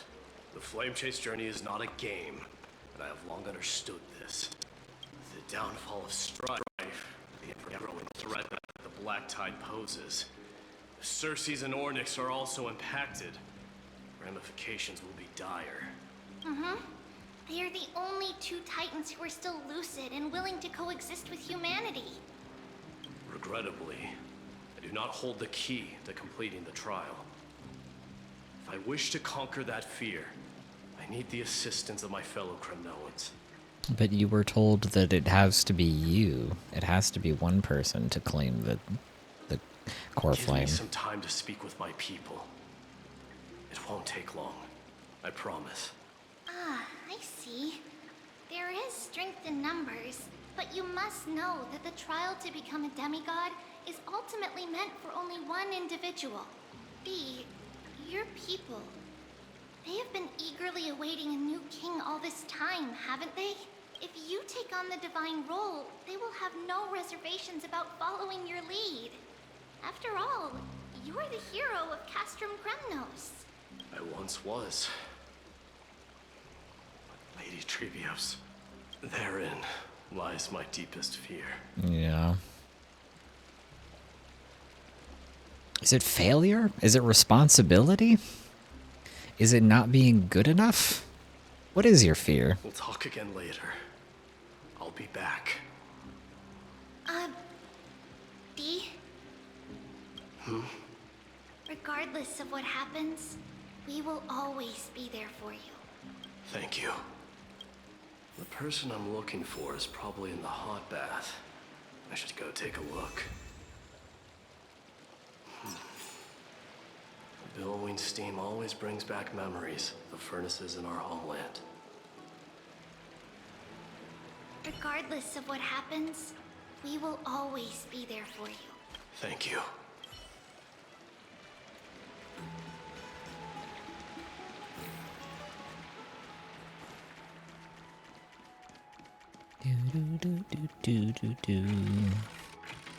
I really like the soundtrack of this location as well. Children left unattended by their parents? That's not safe. Oh, he's a worrywart too. You shouldn't run around in here, kids. Oh, he does care. Cranky boy. Hey, it's the Crown Prince! Are you also here for a bath? This kid has the deepest voice I've ever heard. I want to hear stories about feats on the battlefield. The Crown Prince. Are you Kremnoans? Yeah, we are! The grown-ups said we used to live next to the arena. Well, next to the parts next to it anyway. My day's a worrywart about kids specifically. He looks out for all the children. Ah, that's cute. He also cooks for everyone. He's the only one who can cook. That's funny. My dad is a centurion with the Hydra Lancers, and my mom is the bravest warrior in the God Shield Brigade. We used to get tons of silver coins from Mr. Crateros. My parents are serving in the Holy City garrison now. As warriors of This Kremnos, kid has such a braver deep than voice any for army. no reason. What the fuck? Why are you kids here alone? Where are the grown-ups? Mom and Dad were asleep, so we snuck out to play hide and seek with Mr. Crateros. That old man can be such a child sometimes. Do you know where Crateros is? I happen to be looking for him. Sorry, I don't. Come to think of it, we haven't seen him in a while. Did he get lost while trying to find us? And he drinks pomegranate juice with milk, so it's pink, like his favorite color. He's so cute. No way! Mr. Crateros is a member of the King's Aegis. He's the best at hunting down enemies. He was counting near Verax Leo when we went to hide. I thought about taking a peek, but who knows if it might be a trap he set. It was prudent of you to be cautious. So, which Verax Leo was he with? It's, just take a few turns after you go out from here. It's close to the bats. Alright, I'll go look for him. You should consider the game over and head home for now. Can you speak up? Don't play around the hot baths again. Oh my god. Wait, Your Highness! Is there something else? I heard you retrieved Nicodor's core flame. Why does this kid have such a That deep mean voice? We get to go back home soon? Have you ever been to Castrum Kremnos? You were all born in the Holy City, and are living lives no different from the Achaemenids. Everything you know about our people comes only from the tales of others. You have never even witnessed the blade in the sky with your own eyes. How, then, is a city you've never seen your home? Because this place is definitely not home. Are they mean to you here? Mom and Dad told me that the children of Kremnos are born to wield swords and fight on the battlefield. They also said that the Kremnoan detachment led by the Crown Prince is the bravest army across all of Amphoreus. No one can defeat them. I refuse to believe these like 6-year-old children know what Kremnoan detachment is. And they don't just call them the Kremnoan soldiers or army. The kids in the Holy City don't play with us. The moment they find out that our parents are Kremnoans, they shun us. What the fuck? Can any of the like important people here address the racism that's happening towards the Kremnoans from the Achaemenids, please? We all know that the Crown Prince will take us home one day. That time has not yet arrived. But, young men of Kremnos, heed my command. Oh my Turn god. to your parents at once. From here on, you are to dedicate yourselves to rigorous training and a healthy diet. You must not neglect these two aspects if you are to become a brave warrior of Kremnos. Oh, he's cute. Oh, alright. Only by following this path can you be deemed worthy of returning home. Yes, Your Highness! The future of Kremnos. I should find Crateros.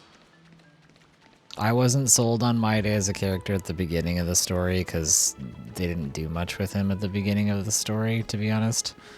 But the deeper we get into the story, the more he is gaining more of a personality and more of a backstory. Like, they're revealing more about him, so he's becoming more of a character than he was before.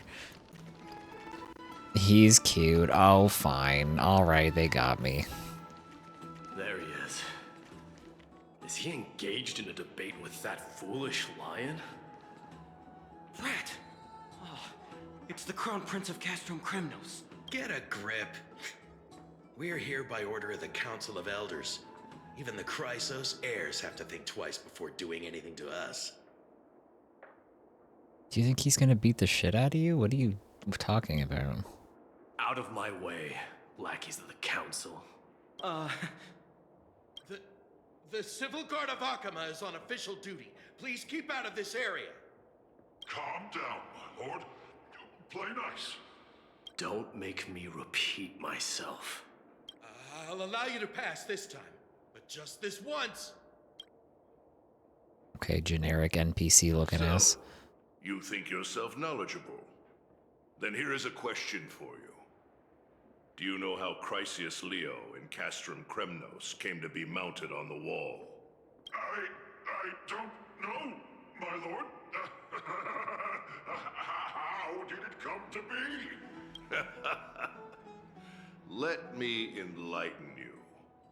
A long time ago, the founder of Castrum Kremnos led a group of warriors to hunt down a lion on the outskirts of the city of Tritos. This guy's voice actor has been like several other characters, I think in Genshin and Honkai.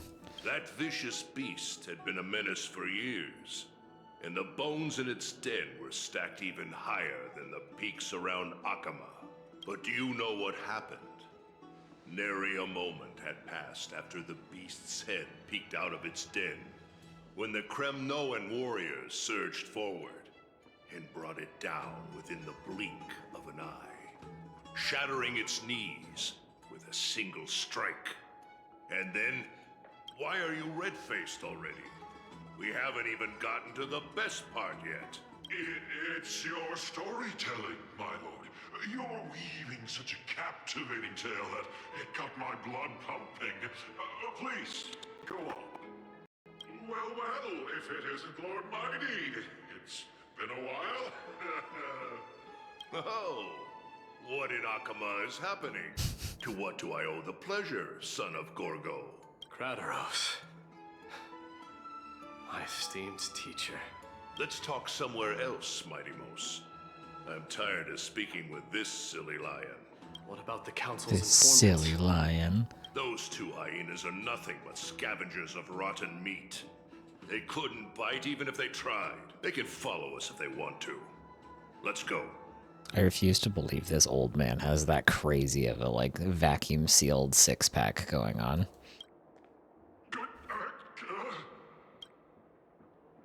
Wait, so how in the world did Chrysia's nail get mounted on the wall? Keep up with us, you hyena. Oh, sorry. I meant officers. Hey, old man, how dare you? Calm down. Calm down.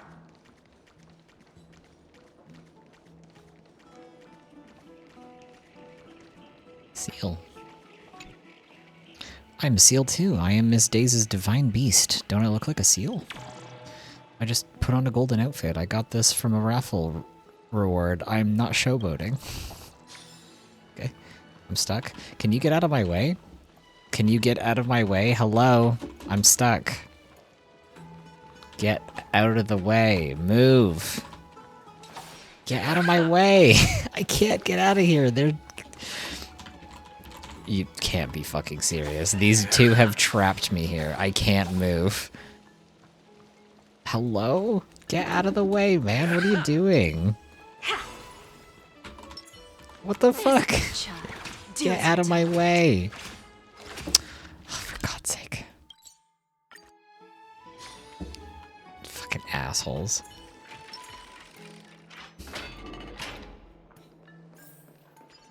Don't fall behind now. Unless you want to upset our friends here. So fucked up. Don't you dare try any tricks with us. Tricks! You guys are the ones who pinned me against the corner when I was trying to pick up a nymph and you wouldn't let me go. Oh, you got a lot of fucking nerve, you sickos. Why have you stopped? This is a nice spot for a private chat. Shall we, sir? Let's do it. What are you up to?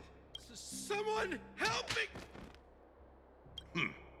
Some privacy at last. So, tell me, why have you come to seek this old man's counsel? I came to discuss the future of the Kremnoans. Interesting. I heard the core flame of the Lance of Fury has been restored, though not by your hand. And you're even considering giving up Nikador's divine power. Is this true? Those rumors are not entirely groundless. In other words, you did entertain the thought of giving up the throne of Kremnos and forsaking your people. Oh my god. The amount of pressure and responsibility being thrust upon this guy. The divine power is not equivalent to the throne. The path of strife is also not our people's only way. Enough with the word games. You, of all people, should understand the plight of the Kremnoans. Think about all the warriors of the Kremnoan detachment who left their homeland with you. Think about their children. Only the yearning for our former glory days has kept us going all this time. If they ever learn that the crown prince they look up to so much is actually toying with the notion of stepping down, Think of the disgrace it would bring upon your departed Oh mother, my Marty. god. No wonder he doesn't want to be in charge. You best remember that she died for you because of Europon's schemes. To restore the glory of Kremnos. Since you've brought that up, tell me, who is responsible for my father's death? Are you trying to shame me, Mighty Mos? You're shaming him, you sicko. Shut the fuck up. I haven't become so decrepit that I've forgotten it all. Of course I remember that Europon died when the Kremnoan detachment surrounded him. You drove the spear into his chest with your very own hands. That was merely the final outcome. Patricide. Do you still not see it? What led my parents and our people to their downfall is none other than the strife we speak of. The quest for glory. The tenet of valorous death before glorious return.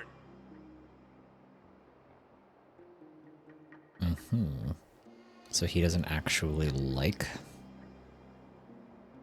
that's their ideal? He doesn't actually like bloodshed and fighting? This is the creed of every Kremnoan, no matter whether these beliefs are justified or not. Fascinating. Don't be ridiculous. The only thing that could slay a king is a spear. Even an infant knows that much. What? I swore to your mother that I would guard your crown with my life. I never foresaw that the son of Gorgo himself would be the first to turn his back on the Kremnoan spirit.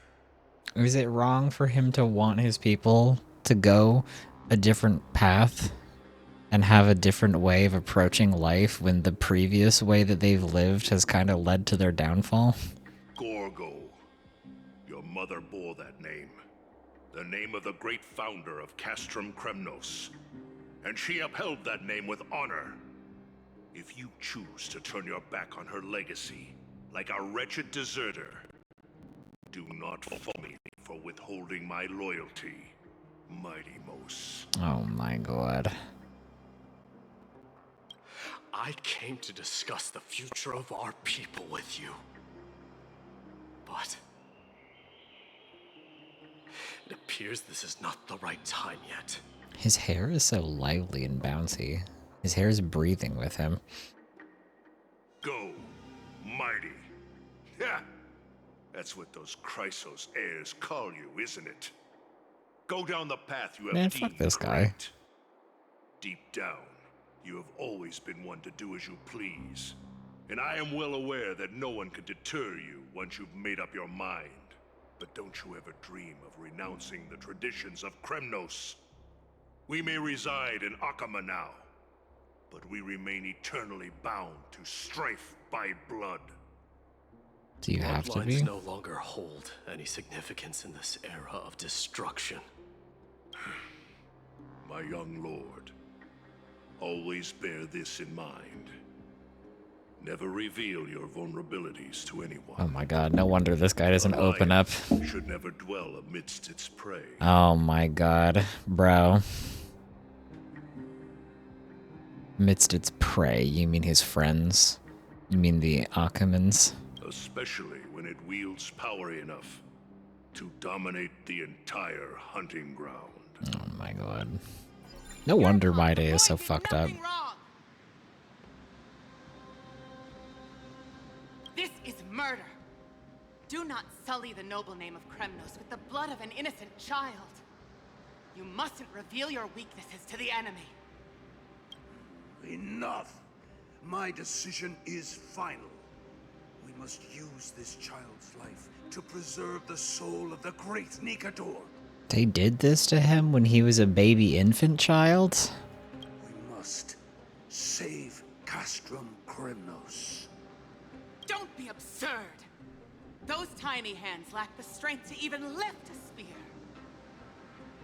Do you truly believe him a threat to Castrum Kremnos? Oh my god. You'll be ending the bloodline of Kremnos if you do this. Our millennia-old glory will become nothing more than a joke. Have you forgotten that we Kremnoans place no value in bloodlines? It is through pure bloodshed and slaughter that the kings of Kremnos have ascended to the throne. As for our millennia-old glory, it has always been a joke in my eyes. Glorify it all you want, but it will not alter the nature of slaughter. Those who revel in it are but murderers. They are no more noble than the most monstrous beasts in Amphoreus. Enough with your words! Among all the kings of Kremnos, which one did not inherit the crown only after plucking it from the lifeless body of his father? But listen to yourself now. Do you truly believe you can cleanse the blood from your hands through mere words alone? Nay, quite the contrary. I will end this cycle of bloodshed, starting with this child. With these blood-stained hands, I will end it all. He tried to kill his own son to end the cycle of bloodshed by killing a baby? Your failure is inevitable hereupon. You are just a coward who can only raise his blade against his own child. A beast that murders his own kin. But then Mighty grew up to kill his father anyway, so the cycle of violence never ended. Was this a situation where he didn't want his kid to grow up to kill him because he wanted to stay the king? Because this talk of, I'm going to end the cycle of bloodshed and violence by killing my own kid is like, unless you were scared that he was going to kill you, there's no point to this. What are you talking about? King's Aegis and Amphoreus of Kremnos! You cannot sit idly by and watch this atrocity unfold. If you consider yourselves the honorable sons and daughters of Gorgo, then take up your spears and join me in putting an end to this bloody charade! Does anyone else have any objections? If so, come forward with your spear and prove your mettle. Understood. 5, 4, 3. No one dare stand by my side. Cowards! Has that crown stripped you of your courage? 2. He's just a baby boy. You would let him do this? 1. It appears there are no objections. Then, in accordance with the Kremnoan Council's principle of tacit consent, the decision is final. With all present as witnesses, this child shall descend into the Sea of Souls, where he will nourish the Lance of Fury and join the fallen heroes. Bro, what the fuck is wrong with you? He's a baby. May fate and the gods await your arrival, my son. My Deimos. What the hell? If you have more to say, then speak. On account of the life we have shared together, I grant you this one final chance. With the blade of fury above us and the council bearing witness, I, Gorgo, hereby move to challenge the crown in accordance with the laws of Kremnos. Slay. O unworthy king, in the name of the Council of Elders, I demand that you duel me! Very well. We shall see who the Kremnoan blade strikes down. Gorgo kind of slays. True. My Deimos, my son, they all tell me to forget. But how could I ever, the son of Gorgo, will be crowned in blood? If there is no Kremnos without the crown, then I shall seize the crown and smash it to pieces to bring the people to their senses. The mother roared in anger. The armies remained in silence. Only the cries and the waves of the Sea of Souls echoed.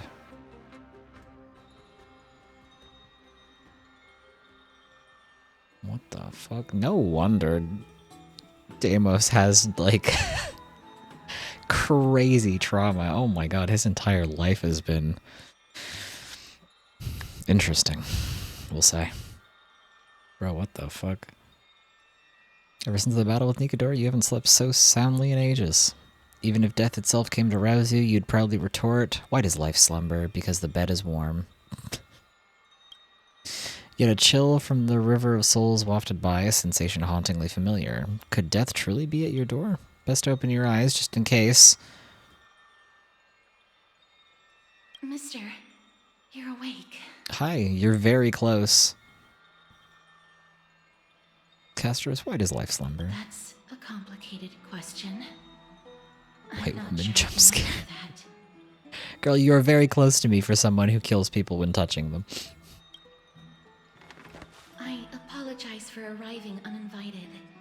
I saw that you were still asleep, so I took the liberty of waiting nearby. And by nearby, you mean 3 inches away from my face? I bring a message from Lady Aglaya. She has prepared a gift for you and Don Home. Really? And wishes to present Aglaya? it to you For me? person. A gift? Gimme. I'm glad you're in good spirits. For me? Let's set off.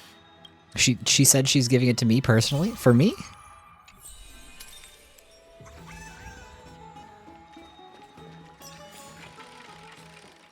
Grove, wherefore are the wise silent? The baths are bustling. Now that Nikador has fallen, the soldiers in the city can finally catch a break. Grove, you say? Fascinating. When does Anaxa show up in the story? I need to see him. I need to know what's wrong with him. He fascinates me. Is that Lady Treby and Lady Trianne? Ah, you must have forgotten. This is a precious relic from our hometown. We definitely all saw it back then. Trianne, this is a counterfeit. We both know it's impossible for something this fragile to have survived all those years in one piece. Nothing is impossible. We are fragile too, but we still got through those sad times. Ugh, look at that color and how it glitters in the light. It's exactly as we remember it. Why won't you buy it? If someone else gets to it before us, we'll miss our chance forever. Calm down, Trianne. You need rest. Please, there's no need to fret. If you need more time to make a decision, I can put this aside for you until tomorrow. Or until you're ready? No, it's all right. Trianne is just... she'll come to her senses tomorrow.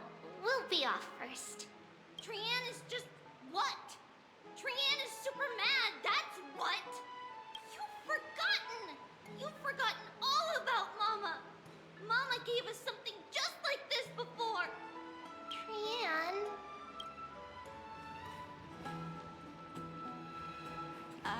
See you tomorrow?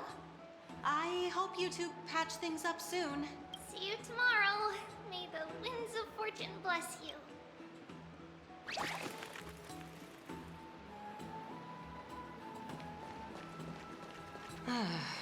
It's so hard to understand what they're thinking sometimes. They had the whole conversation out loud in front of you.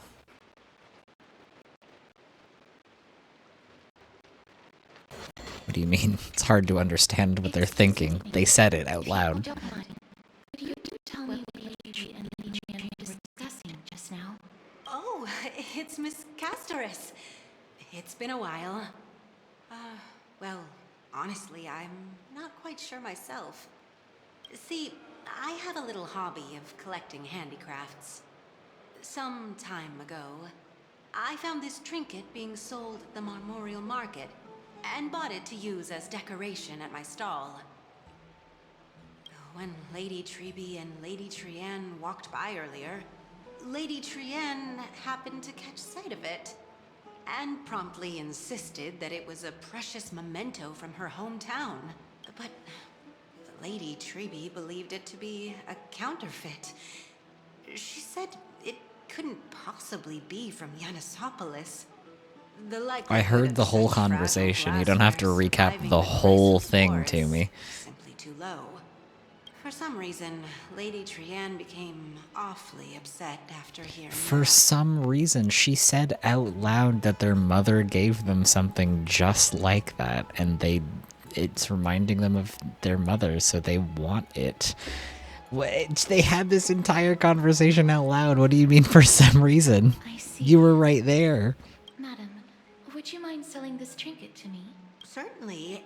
It's just, if it truly is a relic from Yanisopolis, it could be worth a small fortune. Miss Casterus, I'm running a business here after all, so... And what if it's not? What if it is a counterfeit? What if it is a replica? Feel free to name your price. Not so fast. I object to this. And what might your concerns be, my friend?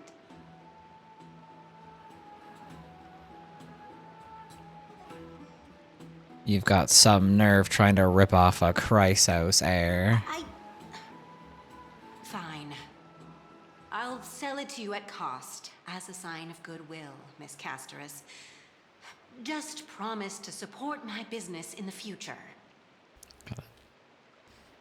My chin is itchy. Much appreciated.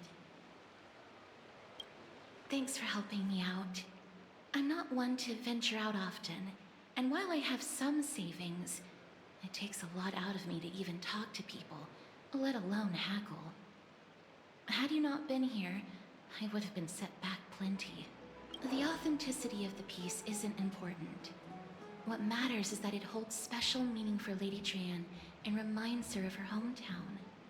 I've long wished to show my This is a gratitude for Lady glassware and not a Trianne's care, gem? but I haven't been able to come up with any ideas for a suitable gift. This chance encounter today feels like divine intervention. Perhaps this is the gift I've been searching for. Still, this trinket is admittedly rather fragile. I will have to make some adjustments and stitch it onto wool felt to protect it. That way, no matter how much Lady Trianne runs around, it won't break easily. You're gonna stitch the piece of glass? Alright, back to business after that little detour. Let's keep moving. Don't stray far now. We've already kept Lady Aglaya waiting long enough.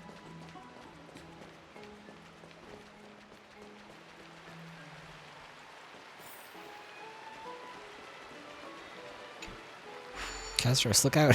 Don't get squished.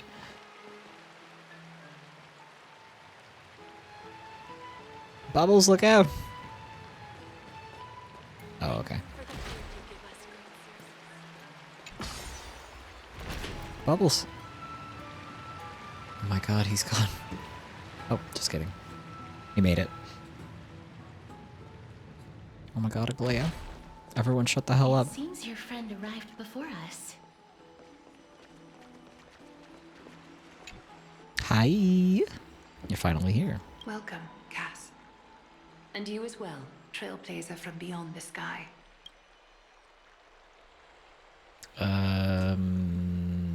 Didn't expect you to call me that. Your companion here kindly explained the meaning behind the name to me earlier. Through him, I've come to understand that you and your friends walk the paths of Kefali and Yanis in places beyond the sky. Addressing you appropriately is the least I can do, as a show of respect. For all that has happened, it was never our intention to drag you two into the battle against Nikador and jeopardize your safety. To express our gratitude for your kind trailblazing endeavors, we would like to present you with the highest honor of Akima. This is the dew of divine blood. Thanks. Brewed from crops nourished by the blood of the Titans. It is said that only 12 bottles existed. The last 3 bottles are now being kept in the treasure vault of Akima. Thank you. Back in the days of prosperity, cities fortunate enough to acquire it regarded it as one of the greatest treasures ever. Unsealing it during a ceremony held in honor of two cities' diplomatic ties was the highest form of respect one could show the other. And now, in keeping with tradition, Akima dedicates this drink to our esteemed guests from beyond the sky in appreciation of what you have done for us. Thank you. I'm not of drinking age yet is really funny because the Trailblazer's like 2. This precious gift isn't simply a token of gratitude, though, is it, Lady Aglaya? Very perceptive, Mr. Dunhung. Your heroic deeds have proven that you come in good faith. With the dew of divine blood as testament, we wish to forge an alliance with the Trailblazers. With all due respect, won't forging an alliance with the Chrysos heirs embroil us in the conflict within Akima? I'm sure you can understand where our misgivings come from, Lady Aglaya. Wow, my gift. Right, we need to think about this first. Having said that, Lady Aglaya, please don't misunderstand. We will still do what we can to assist you in the Flame Chase journey. It's just, I've heard of the friction between the Chrysos heirs and the Council of Akima. As outsiders, we are wary of getting caught up in this conflict. Wow! Grady and Danny have sharp eyes indeed. You'd make outstanding members of the Twilight Courtyard. Thank you. Gray and Danny. Is this Hyacine? No need to worry, by the way. I can tell from Lady Aglaya's tone of voice and micro-expressions that she's being genuine. Micro-expressions. Not only are you guests from beyond the sky, but you've also done so much for Akima. You're practically heroes to us all. Lady Aglaya would never subject you to Aquila's judgment. Thank you. You are? Hyacinth, thank you for taking care of the wounded of the past few days. Hyacinth? Bro, they don't know how to pronounce anything. Her name should be Hyacine. What do you mean? Oh, it's no trouble at all. The patients are very cooperative when we attend to them. I'm just thrilled to see them all going home healthy again. Oh, it's Cassie. Oh, I've missed you. Is Aglaya's nickname Agli?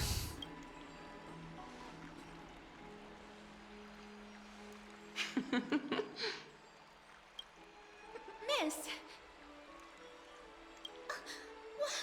You can't say that. Lady Aglaya should always be Lady Aglaya. But Treeby calls her Aggie. This girl, she's a natural at making friends. So am I. She reminds me of an old friend with pink hair. Yeah, she sure does. It's 3 pink-haired women in this game that have similar things going on. As an acolyte of Aquila, I'm here to bring healing light to the world. Plus, I've heard you're also children of the distant skies. Fate must have brought us together. Her voice actor has a very slight accent, but I can't pick what kind of accent it is. Can we be friends? I'd love to hear your tales of the sky. And oh, it's a rare occasion that Akima presents such an invaluable gift to guests. Lady Aglaya, may I have the honor of tasting it too? Of course you may. Esteemed guests of Akima, please believe me when I say that this gift carries no hidden agendas. As for the matter of the Alliance, you need not give me an answer here and now. She's here to help Aglaya recruit us. Well, if you insist. I see. In that case, we will accept this gift from Akima. We welcome the chance to talk with you, Lady Hyacine. Oh, yay! Then I'll get started on my questionnaire. Pardon the question, but I've been meaning to ask this for a while. Micro-expressions, tone of voice, questionnaires, are all these part of the usual skill set for Aquila's priests? Allow me to do the honors. This young lady is Hyacinth, assistant lecturer of Cute. new sporists at the Grove of Epiphany and head nurse at the medical institution. Grove of known as the Epiphany, Twilight you say? Courtyard. Twilight Courtyard. New sporists, you say? Has the noose in the name. Fascinating. I've heard of a guy from the Grove of Epiphany. I wonder when he'll be showing up. Many of the Chrysos heirs suffered injuries during Mikador's attack on Interesting. Akama. So the Grove sent Lady Hyacinth to treat the wounded in Akama. But what I'm really good at is helping people sort out what ails their mind and spirit. She's a If you're therapist? ever feeling troubled, come find me. A little sunbathing in the courtyard will chase all your worries away. So you're a therapist. Thank you. We'll keep that in mind. We got a therapist introduced in Genshin and Honkai around the same time because, by God, the characters in these games really fucking need one. Love Hyacinth's little Squishmallow keychain on her belt. Yeah, the little, like, unicorn squishy plushie she's got. It's very cute. This little creature here. Everything's sorted out now. The patients have also all recovered. I think it's time for me to head back, Lady Aglaya. I would love to keep you in Akama for a few more days, but I would hate to provoke the ire of the Grove. We have the Grove of Epiphany and the Garden of Recollection. As it happens, Akama intends to send a messenger to the Grove for updates about the research on the Black Tide. We also want to communicate our desire to discuss the retrieval of Circe's core flame at the earliest convenience. Retrieval of Circe's core flame. I know a guy who's associated. Sounds pretty serious. Lady Aglaya, you can't be asking me to... No need to fret. We won't put you on the spot. Trianne will be going there as the diplomatic messenger of Akama, and Castros will be accompanying her. I happen to have a few questions for Professor Anaxa as well, regarding the missing Titan Thanatos. They said his name. They name dropped him. Since this involves Akama's diplomatic affairs, we'll give you some privacy. Let's go out and play. If you're not keen on just sitting around, Mr. Trailblazer, Real? go with them. The Grove is a picturesque Can we? place, Can we perfect go? for sightseeing. Hell yeah. Wonderful suggestion. Come visit the Grove, Grady. I'd be delighted to show you around. Sounds good. Getting more insight into the customs and geography of different regions of Amphoreus is also part of trailblazing. In that case, do bring this spindle along with you. What do you want me to do with this? This tool, called the weft, is to spin thread and has been passed down in my family through generations. Though it doesn't see much practical use nowadays, it's become a symbol of great significance. In this respect, it is the perfect token to represent my will. If you encounter trouble at the Grove, just take this out and show it to them. Holds it up to them. You can't bother me. Aglaya sent me. Check this shit out. I have Aglaya's approval. Fuck you. The golden thread of the weft can also render all things around you visible, regardless of whether they're corporeal or not, allowing you to see Fascinating. things as I would. Castros knows this too. Fascinating. Make good use of it. Trianne is already waiting for you at the outskirts of Akama, so I won't keep you any longer. May your journey be We're smooth. going to a new region of Amphoreus? That's exciting.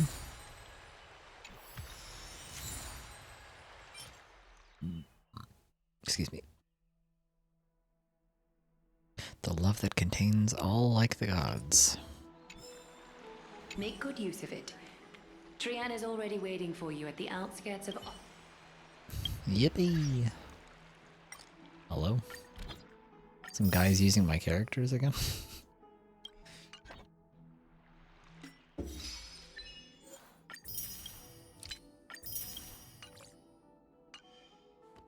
What are we at for our funds for Anaxa?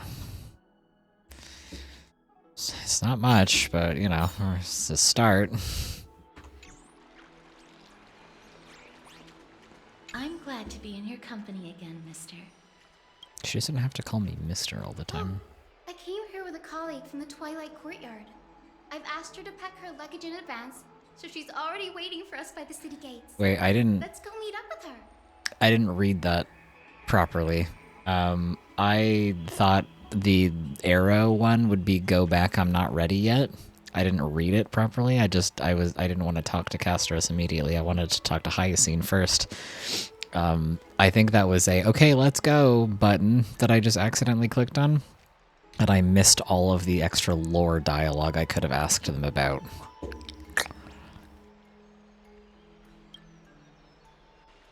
Shit. I didn't mean to do that. God damn it. Are they still up there? No, they're not. Fuck. Damn it. I just missed all of that dialogue. Fuck. You carry the faint scent of distant lands. Thank you. Would you like a bath, noble hero? Whoa.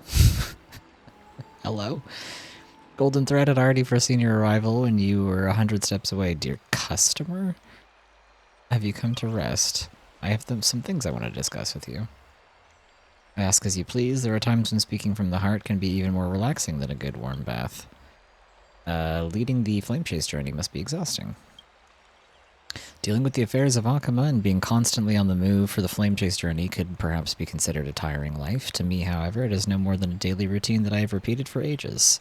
The feeling of exhaustion is one that feels distant to me. I remember when I was young that I so greedily stuck into the temple to eat the offerings of oatmeal. I was caught in the act and was punished. I stood in the temple until dawn. That night my muscles burned and my bones ached. That was when the sensation of exhaustion was truly burned into my bones. Even the Gold Weaver has embarrassing childhood stories. I can only imagine how delicious those oats must have been.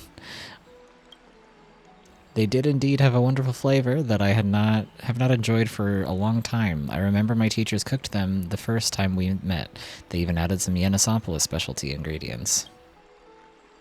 However, Yanisopolis perished in the Chrysos War, and that delicious flavor has long since been lost. Since returning the core flame and becoming what people refer to as a demigod, sensations that were once deeply engraved on my heart have faded away like candle smoke. This heart that bears the destiny of this world has also grown cold. Perhaps soon, not even bathing will bring me joy any longer. Bro, what the fuck? That's so sad. I'm gonna say the other thing. Even the Gold Weaver has embarrassing childhood stories. That's right, we were all young. However, those days eventually pass with the march of Orynyx to exist only as memories. Since returning... Yeah, I saw that already. What are your hobbies, Lady Aglaya? As you can see, I enjoy bathing. Although I rarely experience fatigue, the feeling of heaviness in my body from a busy life does accumulate endlessly. I come to the baths periodically to relieve this burden. Tailoring is also a passion of mine. Weaving warp and weft to create costumes befitting the beauty of this world brings me a precious feeling of satisfaction. However, I have extremely high requirements for the quality of garments. My works that meet my standard are few and far between, the rest are all discarded. These rejected items always inexplicably end up flowing into Akama's clothing market. They're tagged with my name and auctioned for high prices to added to some aristocrat's collection. Though I do not like this, I cannot forbid it. They can do as they please. Please rate my clothing. I can see that you are a person of fine bearing, Lord koizik. This is no satire or flattery. The disparities of aesthetic lie in the choices of clothing, not the wearers, while the differences of beauty are among the wearers, not their choices of clothing. That's a nice sentiment. Wow.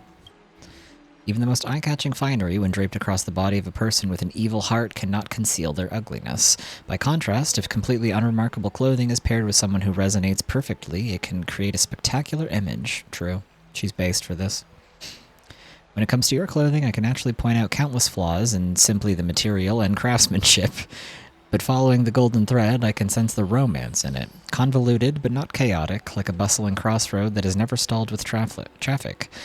I'm confident that it would be impossible for me to create anything that would be more suited to your glory. Wow. Thanks, Aglaya. Would you make clothing for others? Why not? But I do hope there would be people that befit my works. Those that bear intrepid, seek, and understand romance, they are worthy of my handmade garments. This is my continuation of Menestia's divine authority. What do you think of the Chrysos heirs? Over the many long years since the Era Bellica, there have been countless people, Titankins and Chrysos heirs, who have formed bonds of destiny with myself, Akama, and the Titans. Which ones are you referring to? The most typical of the Kremnoans, Maide. The most typical of the Kremnoans, a fair evaluation of Maidemos. He is undoubtedly the most heroic warrior among all Kremnoans. He is unstoppable on the battlefield, though in some ways he is the least Kremnoan of all. No elaboration on that whatsoever. She drops that and leaves. Okay. The adorable Tribi, Trinon, and Trian, sorry.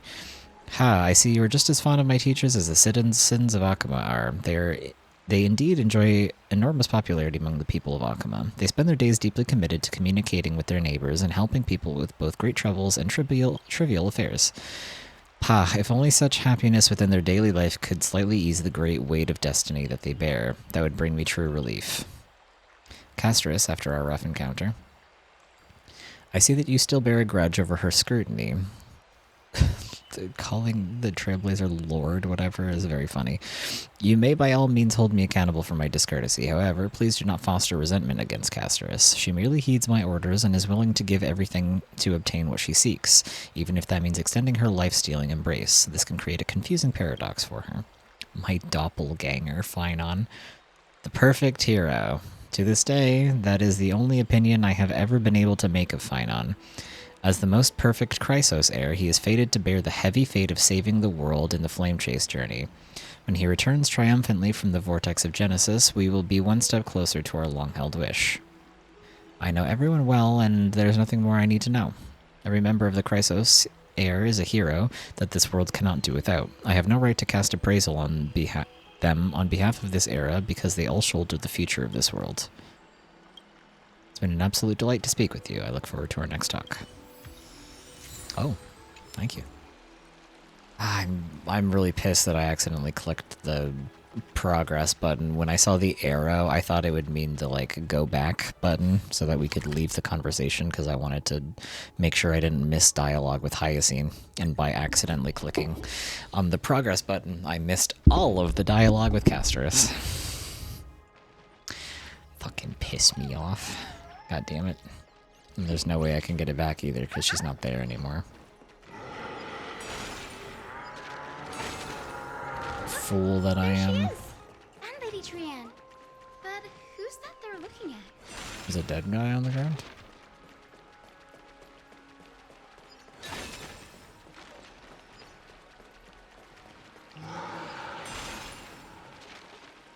Did something happen, Clementine? Oh, that's a serious injury. Miss Hyacin, this man was discovered by Trian! Trian was in a bad mood this morning, so we went to the outskirts of Akama for some fresh air. But then we found him collapsed on the roadside. Trian knows the city has good doctors, so Trian brought our new friend into the city to look for a doctor. I was waiting here for Miss Hyacin when I bumped into Lady Trian. But by then, this man was already in critical condition, so I had to perform some emergency treatment first. These wounds, they're caused by the Black Tide. This is bad. Clementine, prepare a ward for this man at once. I'll treat him myself. It's a miracle he's still alive, considering how badly the Black Tide injured him. Gray, Cassie, and Trian, would you mind making your way to the grove first?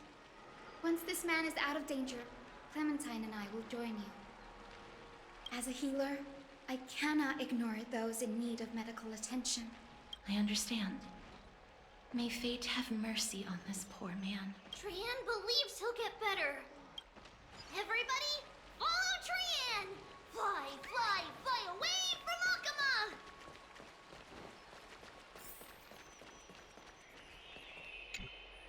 Down this road we go, to the skies we fly, leaving Akama We've never behind! been outside of Akama before, except for the, like, temple and Castrum Kremnos, so I guess we've left it twice, actually. But I meant, like, we're going to a new region is what I was trying to say. Little Gray, are you ready? Sure. Oh, this is the symbol for going back. This is the symbol for continuing, and this is the one for leaving. Ah, okay. Oh, no. Are we not using the sentry gate? You might not be aware of this, but using the sentry gate takes a significant toll on Lady Trian. I am aware of this. You guys told me this when we used it the first time. Trian promised Treeby that we wouldn't open the gate unless we had no other choice. Let's go. I'm ready too. Okie dokie. Everybody, let's hold hands. To the grove we go.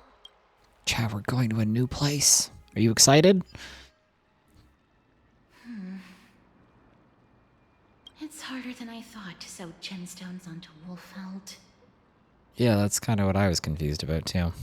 Cass memmy memmy mem. Memmy mem mem mem.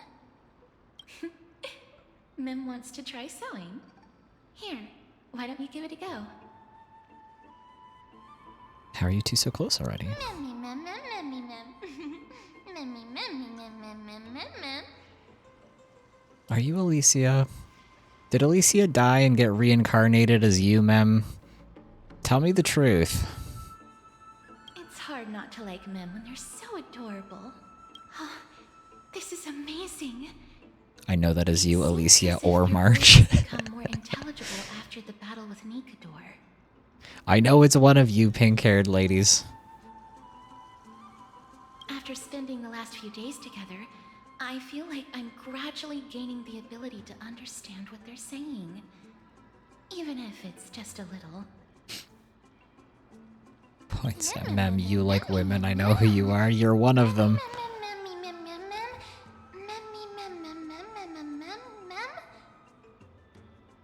As pretty as Cass's hands. Yeah, you certainly are a women enjoyer, huh?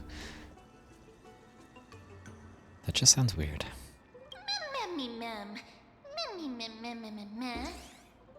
She's either March or Alicia. She could be both of them. Maybe March is Alicia. Who knows?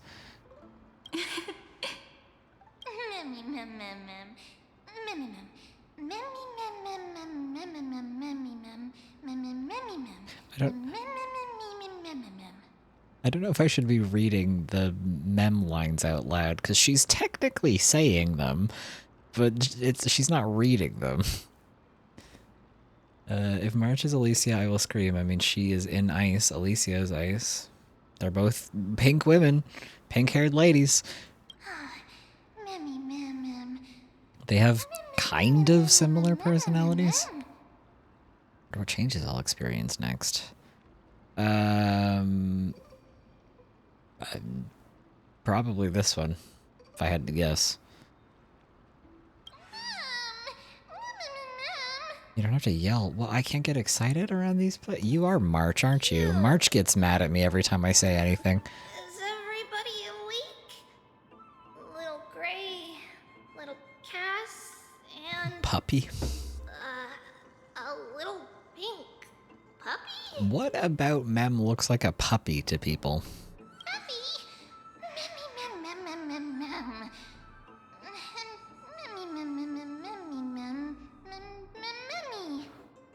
Okay, Aliciarch. Okay, Marchicia. It's already action hour. Lady Trian, I hope you're well rested. You were talking in your sleep. Did you dream of many things? Sleep talking? What did Trian say? Something like, Mommy, doll with sword. Let's fight together. We'll be brave. Ugh, it's so embarrassing. Please don't make fun of Trian. I miss March. I'm hallucinating her everywhere at this point. It's not hallucinating her. This basically is her. This is what she acts like at this point. Of course not. Wasn't Lady Trian's mother also the Holy Maiden of Yanisopolis? Uh-huh. Mama was the strongest Holy Maiden in all of our history. She also gave us the prophecy of deliverance. And she had red hair that looked like a cute red mushroom. You have red hair that looks like a cute red mushroom. But Trian can't remember what Mama looked like anymore. Not even a dream just now. Mem, mem.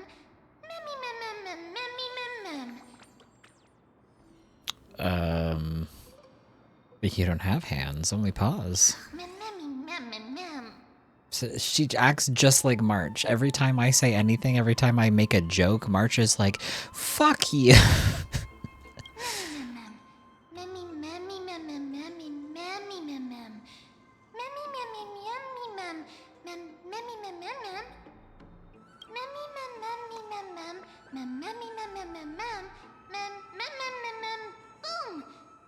Boom.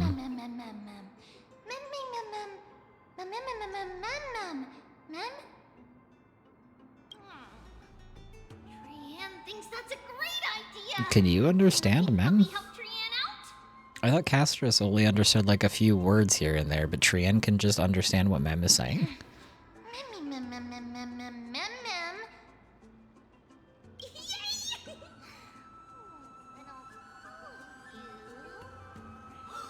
Little Memmy from now on.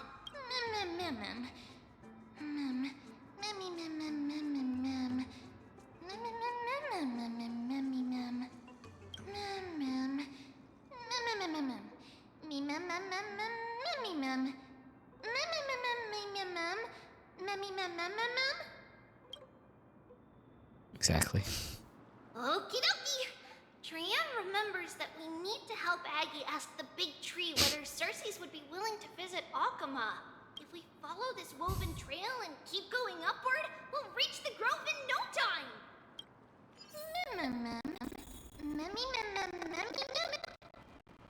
Legend has it that whenever they requested an audience with Circes, Nestia would always come to the meeting in a long white dress. I'm sure. As the warps and wefts of the dress came into contact with the ground, they turned into paths and snares. May this romantic path bring tidings to Akam. Ladies. Welcome to the Grove, a place blessed by reason. The majesty of the Bow of Rift speaks for themselves. Onward, guests from afar, behold the gorgeous view. Thank you.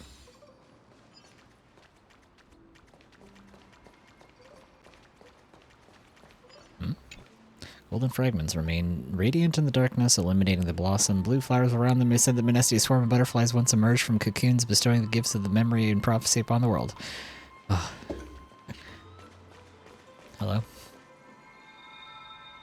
Are you a ghost? The silent statue seems shrouded in delicate veil, surrounded by glowing insects and bluish flowers. The scene inexplicably brings to mind Menestia's legends of transforming into butterflies. Before becoming butterflies, it seems they too were a solitary nocturnal wanderer who enjoyed solitary strolls. Like, half of the characters in this world so far have a butterfly theme thing. It's hard to keep up with who is the butterfly person at this point. Look, a huge tree. It's Cool. huge. Whoa. Is that her? Or is she in there somewhere? Is she the tree or is she in the tree? Nice, like, thorn halo crown thing she's got going on. Oh, you want this? Fine. Take it and amuse yourself. Grass has quietly crept up the folds of the statue's garments, and blue flowers bloom at its feet. The faceless guardian appears to have stood there for millennia, silently observing generations of scholars as they pass by. One wonders whether it guards the grove or waits for someone who will never return.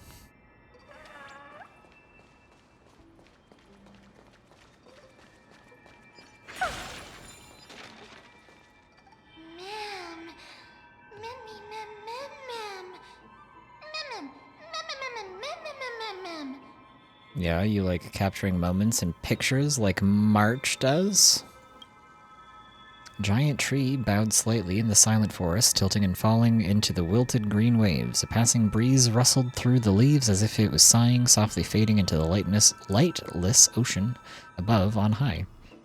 Would March 7th appreciate this sublime scene? You're uncertain. Dan Hung, perhaps. Never mind. Every time he encounters a tree as big as this one, it would be a deeply troubling situation. Take a photo of this big tree.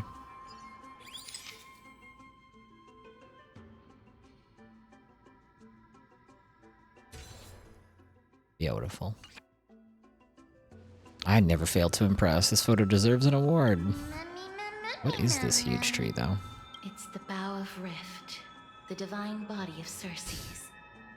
Flora began to grow where they planted their roots, and this flatland basin upon which we stand gradually became a large, verdant forest. A long time ago, Felicis, the first scholar, led the masses to build a garden and courtyard in the forest, naming the site the Grove of Epiphany. There, people sought mental clarity, knowledge, and enlightenment. Oh, Trianne knows this. Everybody says that was how this big academy came to be.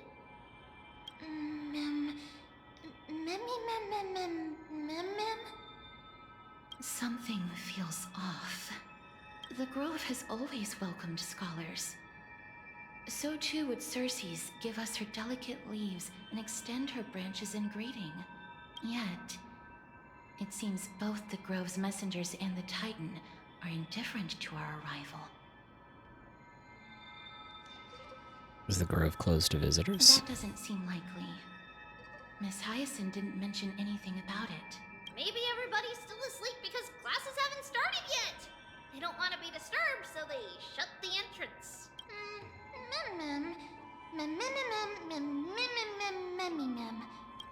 This place is too quiet. What in the world is going on? Sacred tree. The dreams of giants sank into the earth and grew into towering colossus like me. Knowledge, like seeds born on the wind, causes flowers to bloom across the land and withered branches to sprout anew. The world pours itself upon me like a spring. My eyes are clear, yet I cannot see myself. Eek!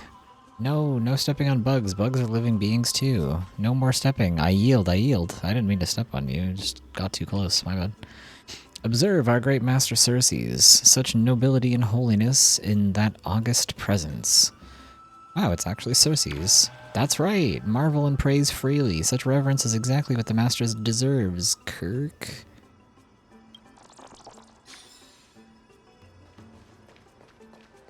Oh, Trianne found it! Everybody, fly across to the other side! Yeah, one sec.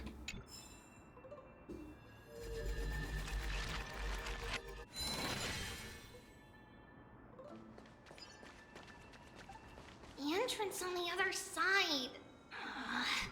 Where could it be?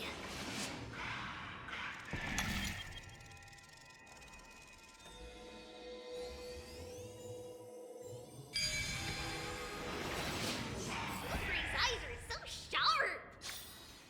I knew you would find it. It was directly across the path from us. Storgy should be just ahead of us. Storgy? Is that what you called it? Storgy?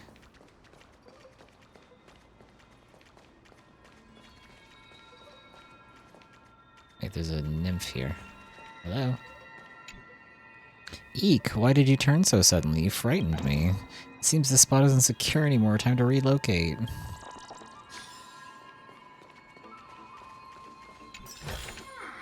Ah, you want this? Fine. Take it and amuse yourself.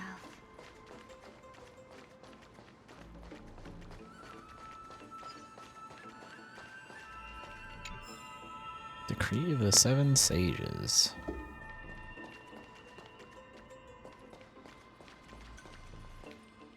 As I expected, something's not right here.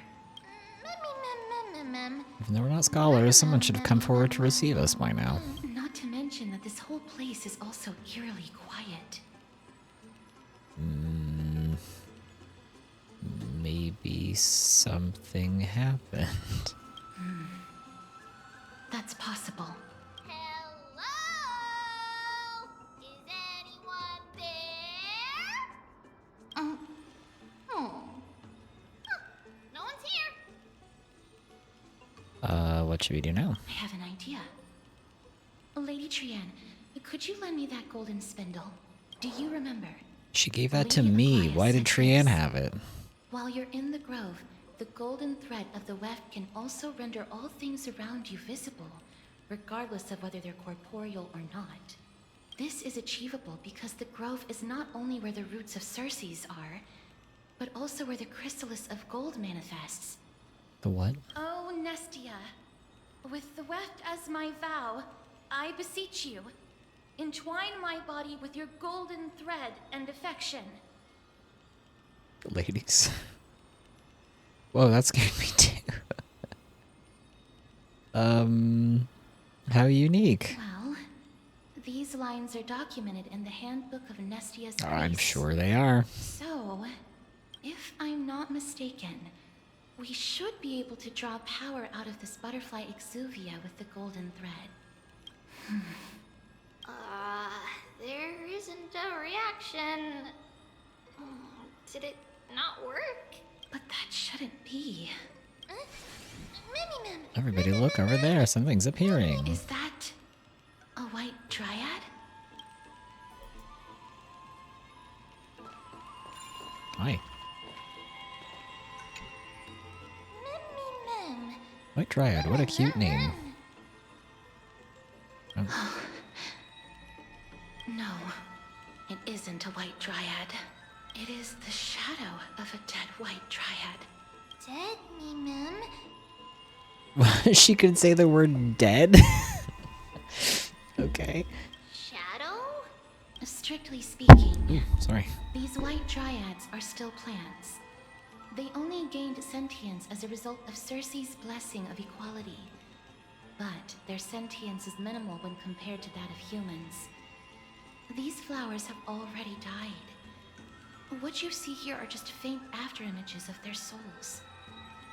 However, this also means that the golden thread has definitely connected with the Titan's presence. Without the golden thread's outlines, we would not have been able to see them at all. But what happened to them? Why are there only tiny shadows of them left? Mem, can you read their memories? Let me try. She's starting to be able to speak English. Mem.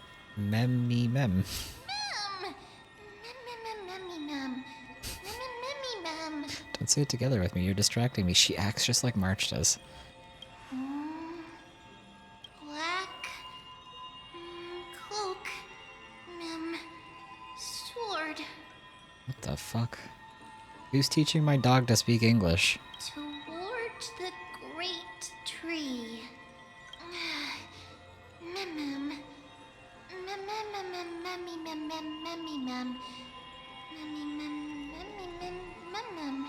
I have a bad feeling about this. The deathly fog of Thanatos is fast approaching. Oh my god.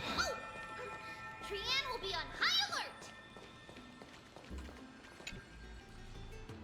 In memory, it was Golden Rain. Erotea, full of the world's love, returned at dawn, transforming into butterflies that scattered glittering scale dust, blending the bloodlines of those they touched. From that day forward, that was you and me and I in you.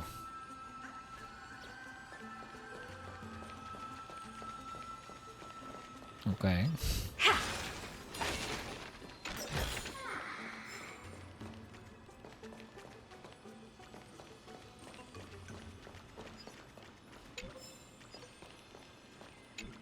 Sage's statue have been preserved to this day due to proper maintenance. The years have eroded its details, but the story behind it cannot be wiped away.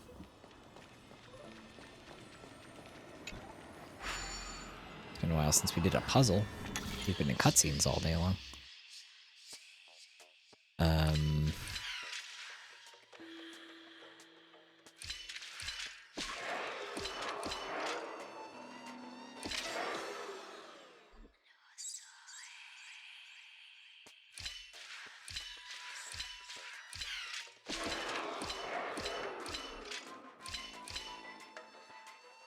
That one was easy.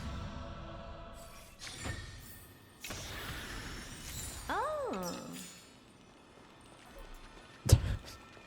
didn't have anything to say, just oh. The golden threads intertwine with roots, titans exuviate, rests here, golden butterflies flow like tides, their shimmering scale dust spreading a love between kin through the bloodstreams they touched.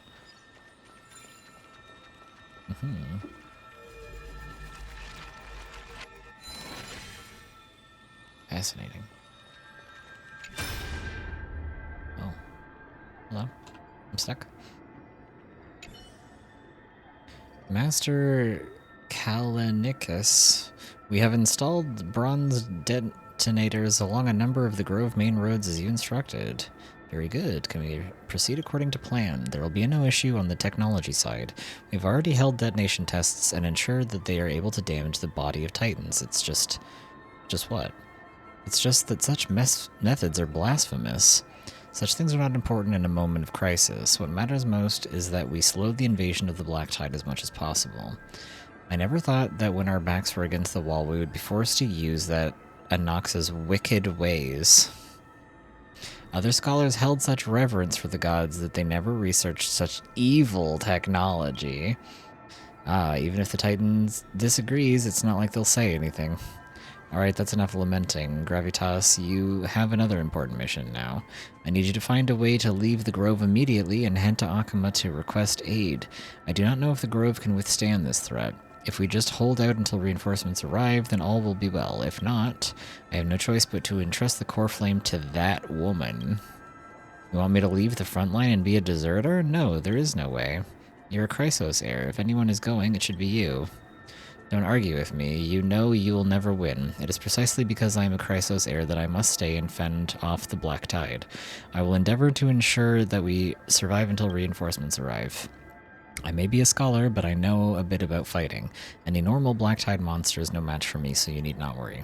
I just don't want to be... Calling for aid is not desertion. If you were not prepared to risk your life, the Black Tide would simply intercept you and kill you before you made it to Akama. Gravitas, you are the fastest among us. Will you accept this important duty?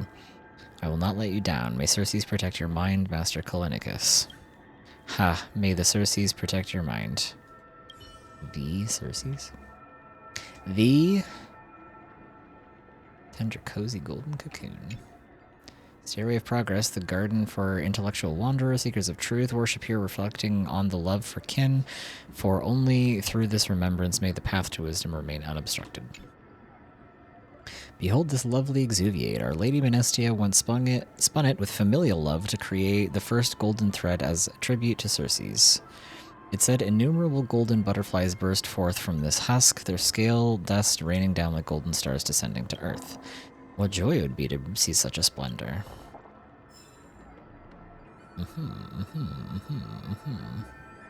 Fascinating.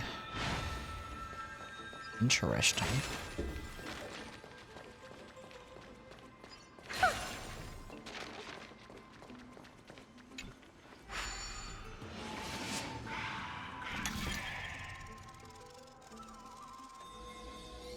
This isn't exactly what I would call a puzzle. You just spin the thing until it locks into place. The smell of death is becoming more and more intense.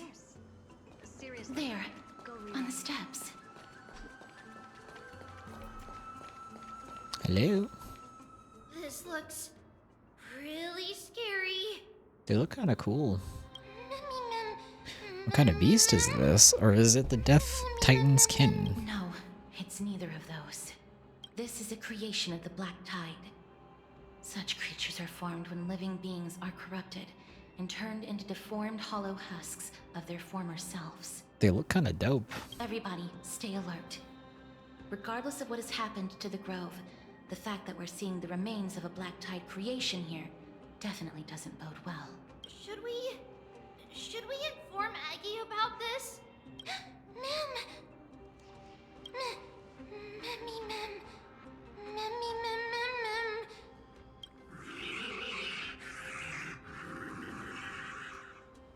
I know. Tell me about it. The monster is alive! Trien will protect everybody! Why do they kind of slay, though, with their, like, high-heeled boots? It's kind of eating.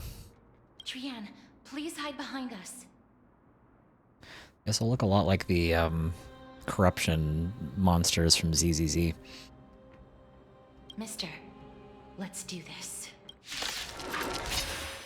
As expected, the words black, sword, and cloak. They're talking about the Black Tide. Certain enemies will inflict ally units with corrosion state. Attacking enemies will restore corroded HP. The more targets hit, the more is restored. Okay. I always deliver. Open sesame. So we have a new enemy mechanic in the game now. Nothing major. There's no backing out now. For me or you. Torment and doubt, farewell. Expand your thinking. Okay, so we have... Misery. Receive divinity. So it can be healed away, and when you hit enemies, you gain that part of your health bar back based off of how many enemies you hit. Okay. You defeated it! Little Gray, little Kaz, you're so strong! Thank you. These monsters, they aren't supposed to show up here, right? To think the Black Tide has spread this quickly to the Grove despite its remote location. I'm afraid a world where strife has fallen is far more dangerous than we ever imagined. Oh no! Does this mean that Akuma is also in danger? Probably, yeah. Looking at this mess, it seems the scholars at least succeeded in fending off the first wave of attacks. But at what price? At the same time, in Akuma, Lady Aglaya, after a few days of surgeries, both major and minor, we were able to save the life of that patient found on the outskirts of Akuma. Thank you again, Hyacinth, for your hard work. The scarring of his organs was especially severe, a result of the Black Tide's corruption. It's a miracle he's even survived. I can't say for sure when he'll regain consciousness. Don't stress yourself out over this. You've already done everything in your power to save him. There's no need to hurry to the Grove either. You deserve a good rest now. Tribi, I have some things to tell you as well. There's something strange about where that patient came from. He is not Akuman. The way the stitches on his clothes are hidden is quite unique. Such craftsmanship is undeniably from the Grove. The Grove? You mean... Now that I think about it, Castris and the rest should have arrived at the Grove by now.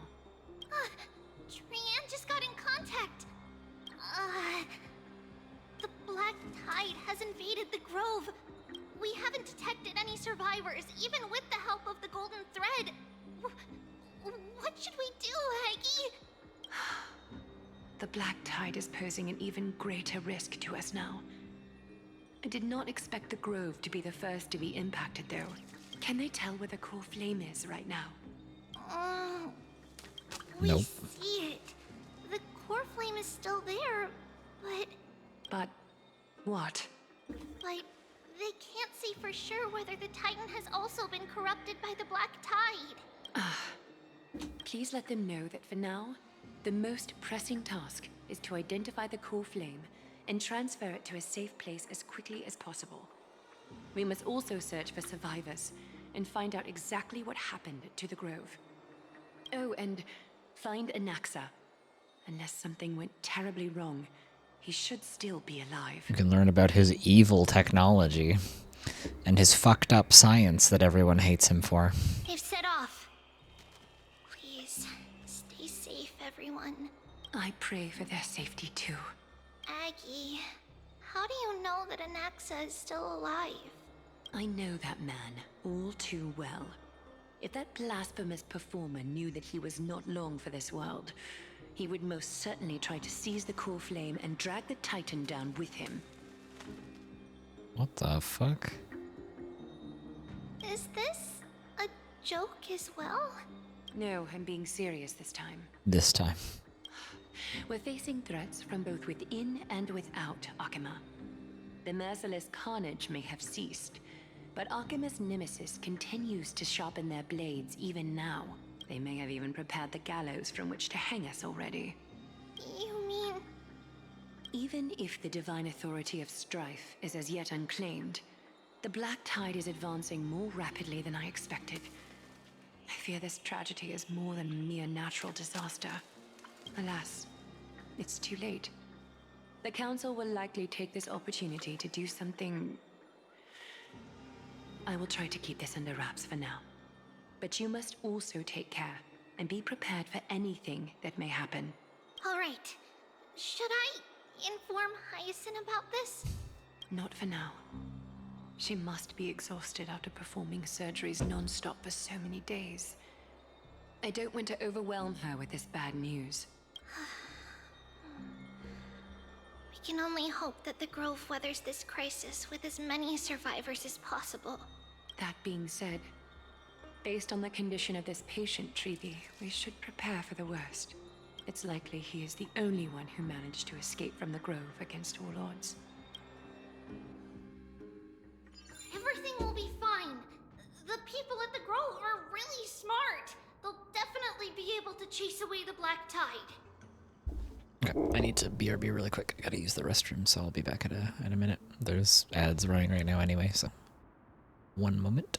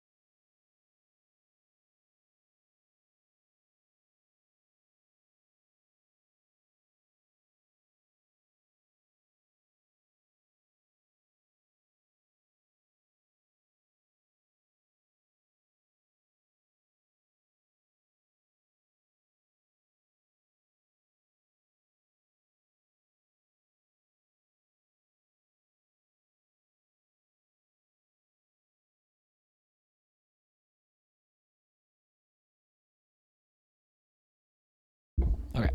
Hi, I'm back. How are we doing, chat?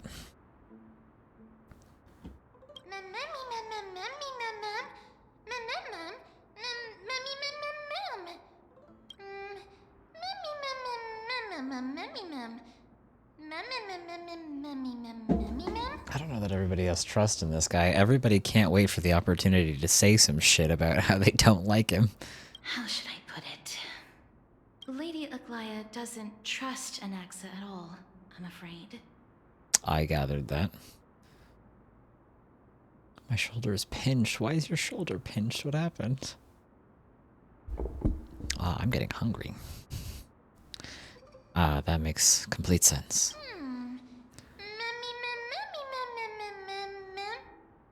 Believe me, she is far nicer to the two of you than she is to Anaxa.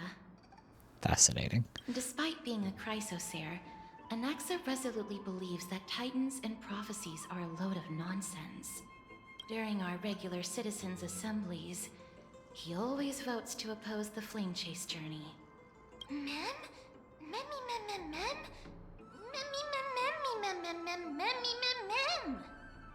Trian knows the answer to that. Everybody says that Circes, who symbolizes reason, is the most tolerant of novel ideas. Apart from Kefali, they're the Titan who treats us the best.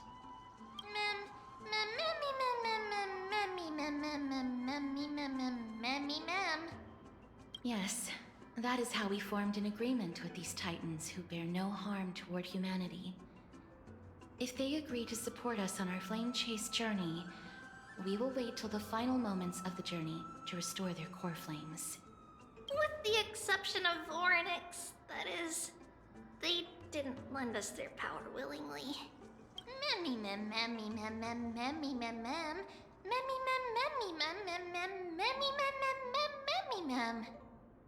True. That is true. It's also fortunate that these gods weren't corrupted by the Black Tide and did not descend into madness. Trianne believes Circes will be alright. After all, everybody says that the people of the Grove are really smart. So, Little Gray and Little Cass, just leave the task of finding Anaxa and everyone else to Trianne. It's easy for Trianne to look for people because we can fly. Good idea.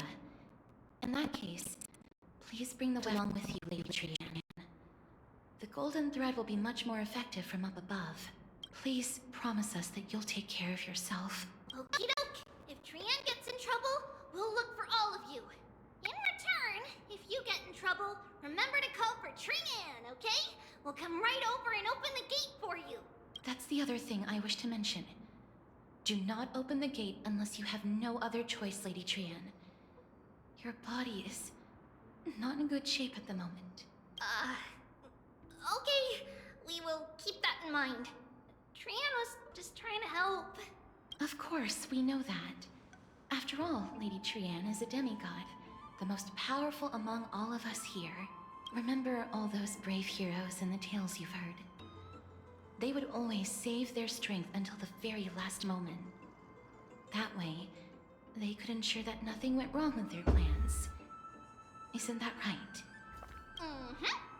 In that case, brave Trianne shall clear the way for all of you. Memmy mem memmy mem mem. Memmy mem mem mem. Memmy mem mem mem mem mem mem. Mem mem mem. Memmy mem mem mem. So many monsters. Oops. I thought they were going to be done talking. The monster's body is twisted like brambles, not allowing any living being to approach.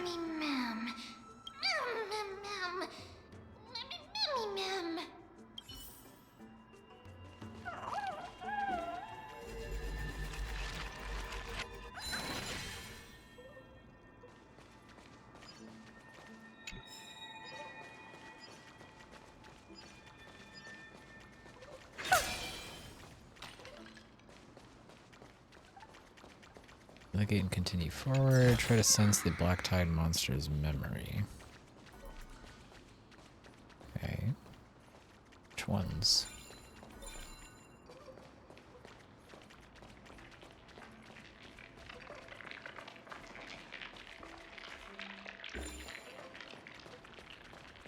One of the ones further up, I guess.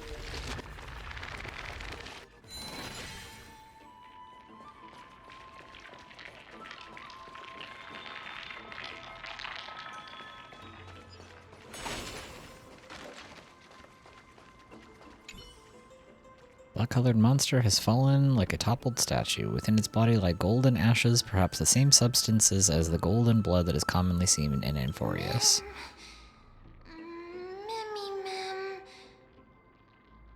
Yeah? Why didn't you translate that one for me? Memmy mem. Memmy memmy mem. Okay.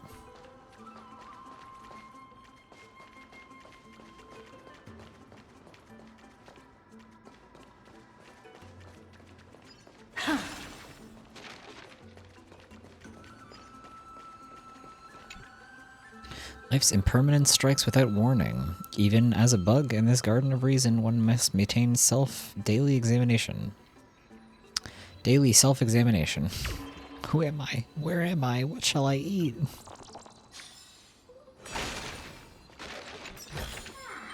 Oh.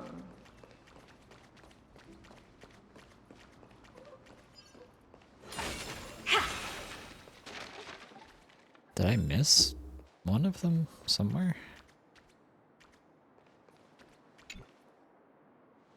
It's locked. I can't open it. It was probably sealed in order to ward off the black tide. The door has no keyhole. Yes. Most of the doors in Amphoreus are sealed using the power of Yanis. Since this door is the creation of the 3 Titans of Fate, maybe the Eyes of Oryx will help me to find a way to open it. Are you serious? Just a mere door, and your first instinct is to call on the gods? Is that an Oxa? Yeah, it is. Before you try unlocking the door, perhaps you should first find a way to clear the fog that clouds your vision. Okay, quite the entrance. You scared me. Are you the echoes of a memory? My name is Anaxagoras, one of the 7 sages of the Grove of Epiphany, and the founder of the New Sporists. Before we go any further, rule number 1, do not call me Anaxa. But Anaxa is your name in the game, and literally everybody calls you that.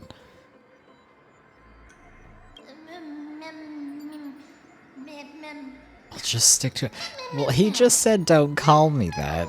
So we're being disrespectful by calling him Anaxa now, but that's literally what everybody calls him. Rule number 2, never interrupt me. Silence is golden. Don't interrupt me is like kind of true though. Like that's a good rule to be fair. What a difficult person. All he said is don't call me by a nickname because I don't want you to, and don't interrupt me. That makes him difficult? Well, the standards of this... These characters are kind of crazy sometimes. The person standing here and conversing with you right now isn't the vestiges of a memory. Rather, it is the culmination of the greatness of science and the pure, irrefutable, and undeniable exalted truth. Okay. Through the wonders of alchemy, I have shattered my soul and transmuted it into gold before burying it in this spot. I have recorded these words so that visitors may learn where their next destination lies. But you say you recorded these words in advance, but then you responded to us exactly with the things that we said and called us out for wanting to use the power of the gods to open the door. So is that true? Nothing is impossible. Having said that, alchemy is not omnipotent. Each time you hear from me, an equivalent part of my soul is being consumed as the price. In other words, this voice isn't created out of thin air. Okay. Do you want me to feel bad about that? You chose to make these. But how is it that you can respond to me? Are you really the echoes of a memory? That's what I'm saying. That's because my precise calculations account for everything. Oh, sure. I also know that you have already discovered the cause of the calamity at the Grove, the Black Tide, and that you mistakenly believe that the scholars have been wiped. But that is where you're wrong. While the Black Tide was still approaching the Grove, the sages found a way to evacuate the vast majority of the scholars. They are heading toward the holy city of Akama as we speak. Only a small fraction of the scholars stayed behind with me to defend the Grove. If all goes well, Cersei's core flame will reach Akama before long. But since you have accessed this message, something unforeseen must have occurred. For now, you should continue onward to the Luminary Throne, where you may retrieve the core flame. And our mortal remains. He's dead. I'll rip Bozo. The objective is complete. That is all.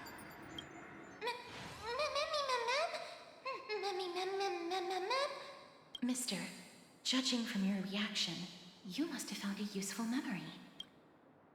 Recount what you saw in the memory. That's a lot to digest at once. I'm sorry. Please give me some time. Yeah, his presence is quite the difficult thing for people to deal with, apparently.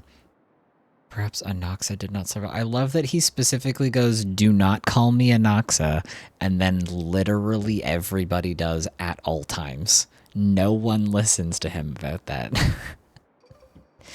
He said his name is Anaxagoras. You don't have to take that too seriously. For some reason, he's especially particular about his full name. But is he not allowed to be? Why does everyone ignore him when he says, call me by my full name? Newsporists in alchemy refer to... Professor Anaxa theorizes that all beings originate from the same source and have a similar composition, which in this case refers to the soul. He calls this theory Newsporism. It is an extremely complicated theory. You should get him to explain it himself if you're interested, provided that he is still alive. He's not. He's dead. Everyone seems to have been evacuated. Yes, that seems like the only good news so far. We can just focus on retrieving the core flame then. Perhaps Anaxa did not manage to survive. I do not wish to consider this possibility. Perhaps they were just unable to transfer the core flame, but managed to escape. Well, we have to go to the Luminary Throne.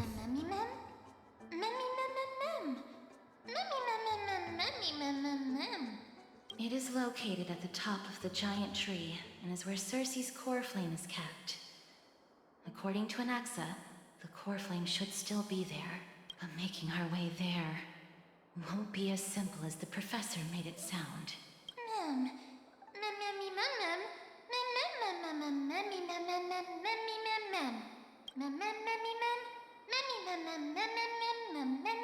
Alright. Why is she just throwing words in there now? It's weird. All right. Let's see whether he left any similar directions for us along the way.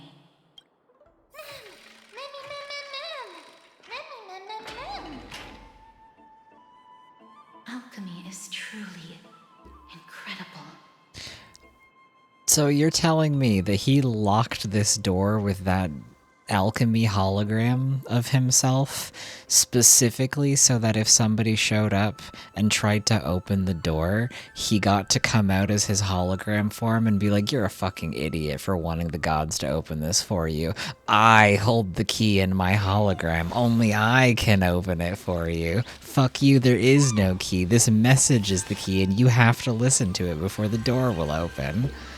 Oh my god, dude. This guy is incredible already. What a character immediately. It is kind of hilarious that everybody's like, this guy fucking sucks. He's an idiot. And, well, not an idiot, but he's a dick. And we don't like him. And he's so difficult. And it's like, he asks you to call him by his full name. And he asks you to not interrupt him when he's speaking. Oh man, he's so difficult. Happiness abound in this lush land by God's chosen. Is that Circe's? Sounds like a Titan voice. Garment maker is here. Huh? There's no one here. Did I just imagine that singing? That was Circe's. No, you didn't imagine it. I heard it as well. I'm afraid that someone's probably nearby. As we are unable to ascertain whether they are friend or foe, we better remain cautious. Giants raise their glasses in a toast beheld by the 12 constellations. You can tell it's a Titan because they don't speak the language that we're speaking. This is exactly what Nikador sounded like.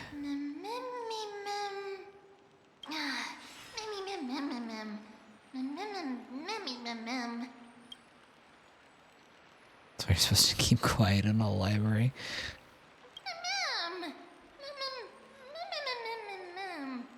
Found it. The voice is coming from over there. The heart? How can a heart possibly speak? It's not even lit up. I think there's something supernatural must be at play here. No. It seems to be coming from somewhere even further that way. Let's go check it out.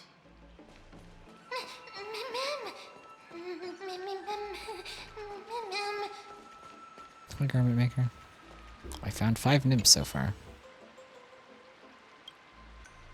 You pat its shell and dim patterns begin to glow once more. Wounded garment maker. Perhaps the connection to the golden threads encountered an obstacle, or the garment maker has sustained too much damage. It doesn't respond immediately. Let it take its time. Okay, we'll come back later.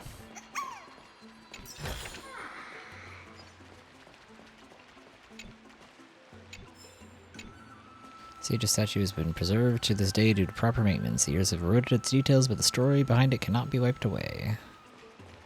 They all say that, I guess.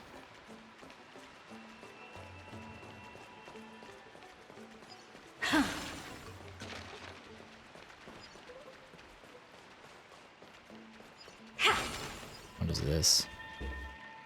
Carter wheel cannot be used in the current state. Okay.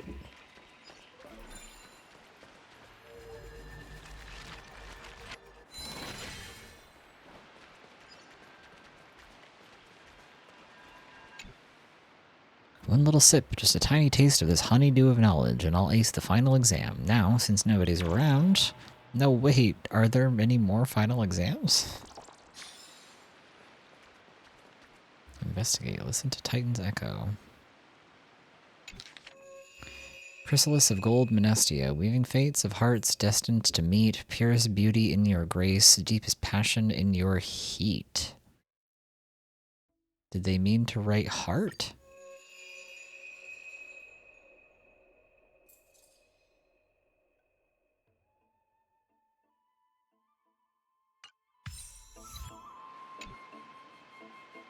Statue resembling an old man draped in robes, seated in deep meditation. Resembling an old man draped in robes, seated in deep meditation, and capable of singing. Stare at the statue. Regardless of what you do, a stone won't be able to speak. Oh, hi, Cersei's. Such a lively little bunny. You even smell a little familiar. Demon eat my pet. What a good-looking ghost. What a smooth talking Familiar. child. I'll accept your praise. Thank you.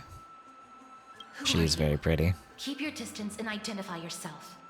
Otherwise... Casterus, chill. This is clearly Cersei's. You gotta calm down. The scent of Thanatos.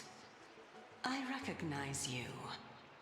Idonia's renowned goddess of death. Since you are aware, stop provoking the authority of death. Chill. Answer my question. Chill. Chill. If you know anything about Cersei's, like the actual Cersei's in our real life world, then you know this is probably Cersei's. Let's relax a little bit. Baring your fangs at me. How cute. Just call me... Calypso? I greet you on behalf of the... Call you Calypso. Is that a nickname? I don't think that's your real name, ma'am. Why'd you say it like that? Hi, Professor. Be careful. Even if the head of the Lotophagus has never shown their true identity before, we shouldn't trust this person so easily. Why not? She's cool as hell. The Weft could not detect her presence just now.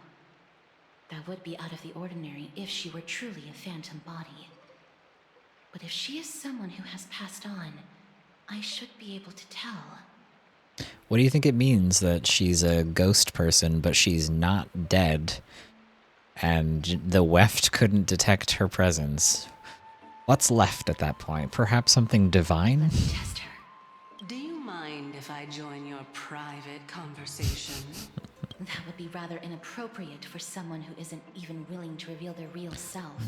What's with what's with the hostility towards her? Holy. However, I'm going to ask you some questions. Please answer them truthfully. She's dope as hell. What are we hostile towards her for? We won't treat you as Look how cool she is. A pop quiz? Well, that sparks my interest. Go ahead. What was the topic for the grand finals of the 752nd Great Debate? Is a flying arrow in motion or at rest? Who was your representative? Medea. She went up against Phynon of the New Sporists. Huh? Phynon of the New Sporists? Who won? Nobody won because the 752nd Great Debate never took place. What I just mentioned happened during the previous debate. Phynon emerged victorious and obtained his 10th consecutive debate wreath. Phynon? Also, to alleviate your worries, I shall provide you with a piece of information that's more valuable than the Great Debate. Anaxa the New Sporist is still alive. I saved him, and he is now recuperating at the Luminary Throne. So, are you satisfied? I wonder who of all people would take him to the Luminary Throne. This dumbfounded expression of yours is much more adorable and likable than the previous one. Yeah, this is Cersei's. As the saying goes, seeing is believing. But your eyes are closed and scarred. Follow me to the throne and take a look for yourself. I'll keep my eyes on you at all times. What's with the hostility? Oh, that's truly an honor. Ladies. Is the discussion over? I know we don't know who this is, but like, geez. We'll be able to use it to ascend. So, the solution is to awaken this heart. Okay.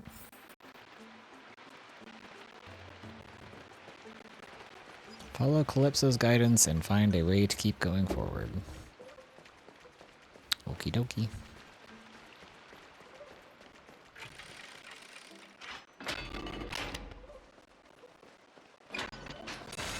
Using Calypso as a fake name is fascinating.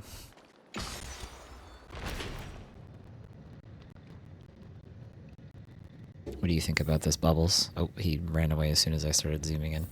Is that the Chamber of Purifying Tears? You have a good memory. Purifying Why tears, exactly you did say? you bring us here? My intention should be obvious. See that shallow pond over there? Mm-hmm. Water lilies grow there. Initially, Circes watered them with their tears, while Nestia nurtured them with affectionate love. They are a token of the eternal companionship between the two gods. Ladies. All the two of you have to do is to cross the deep well and retrieve the golden bough of vows from Vows, you say? What kind of vows were Circes and Nestia making with each other with these flowers? Ladies? Cal, you're making things sound too complicated. All you want us to do is retrieve the flower, right? Is this how you're going to best test a nameless? Indeed. Could it be that you actually do not know how to proceed? We can retrieve it, but I advise you not to waste your time on any schemes. Oh my. I'm helping you to eliminate your worries and obstacles, and yet I receive nothing in return. Besides, the bow is essential for awakening the heart and drawing water out of the source. If you can't find it this time, we can just remain trapped here for the rest of eternity. What's that supposed to mean? Are you planning to keep us here forever? You're overthinking things. We're all in the same boat. Although it would be absurd to say that I have no other motives. Since you've brought it up, I might as well take this chance to explain. I'm simply making use of this opportunity to see what you two are made of.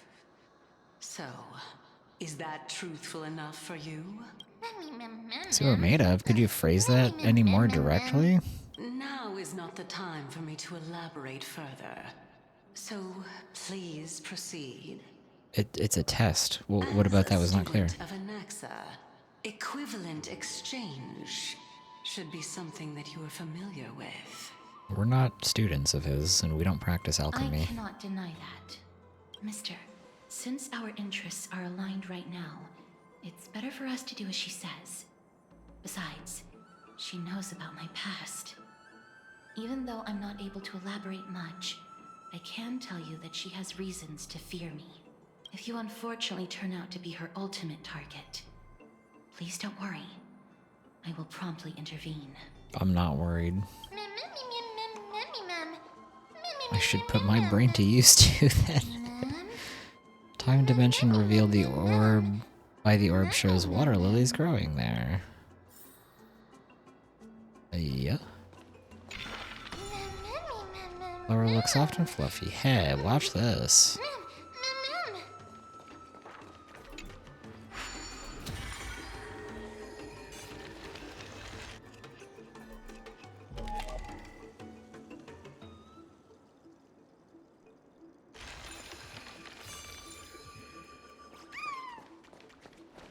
That's where he came down from. That's a gate. That's a gate. Okay, so I have to go in here.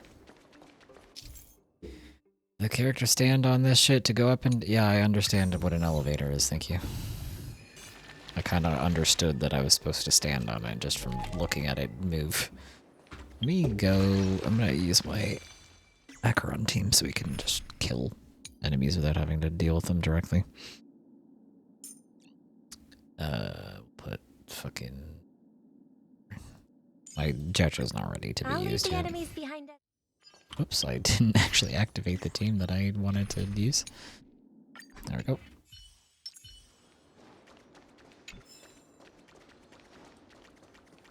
Stream forth the gleam of old blades.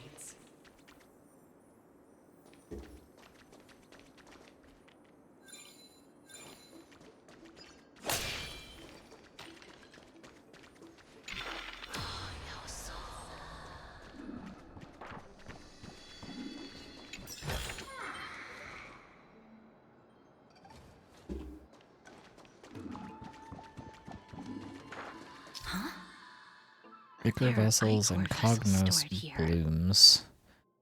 Some sides of the Ichor vessels are covered with fragile membrane layer which break upon impact and cause Ichor to flow out. When Ichor comes into contact with the flower bed, it will grow Cognos blooms. When rewinding, you can rewind both their original states.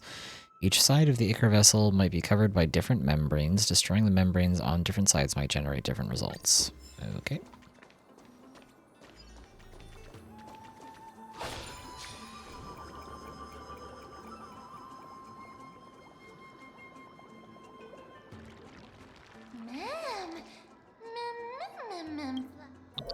Flower?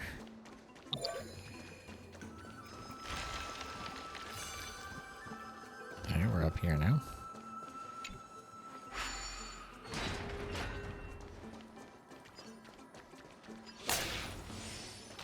Stream forth. I missed the first guy somehow. Don't worry about it. What is this? Miracle orb. Oh, okay. Right. How smart. Thank you. Stream forth. Gleam of old blades. How do I... Locked from somewhere else. Okay.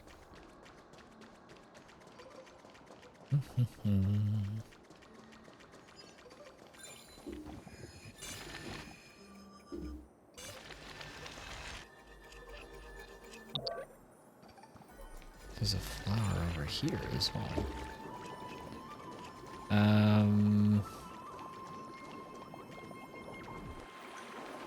Okay. Gotta go over here. Hello? Let's hope that this is not a trap set by her. She doesn't seem evil.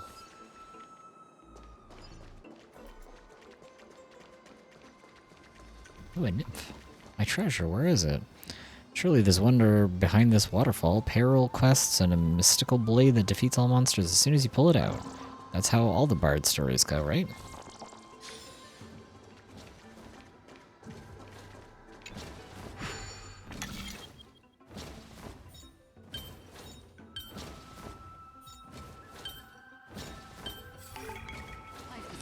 easy. in and of itself.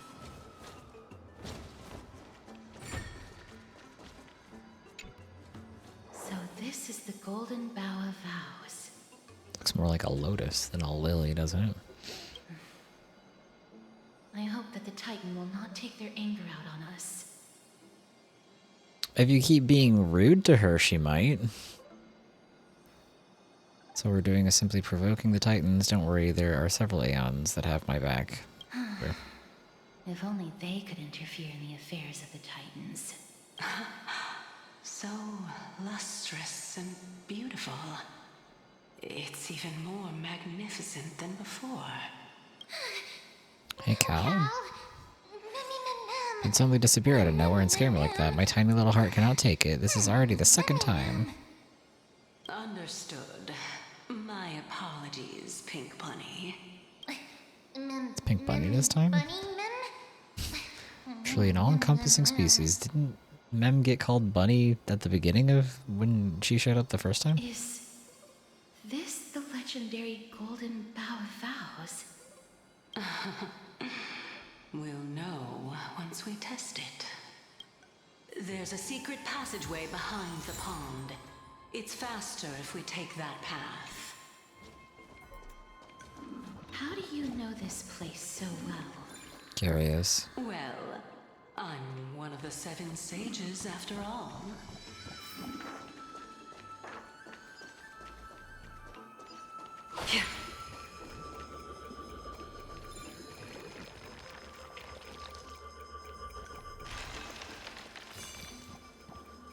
This game is kind of Genshin 2.0 with all of the rehashings of the characters and rehashings of the plot points. Stream forth, the gleam of old blades.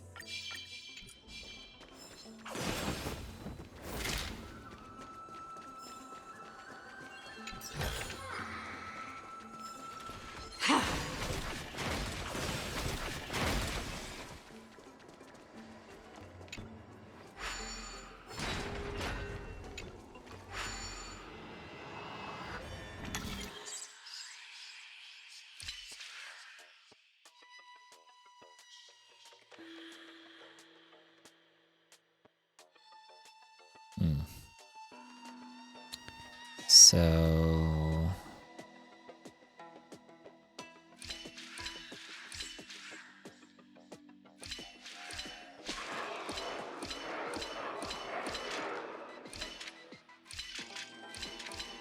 that was easy. Some of these puzzles are so hard, and some of them is just like, it's not that easy, right? And then it is.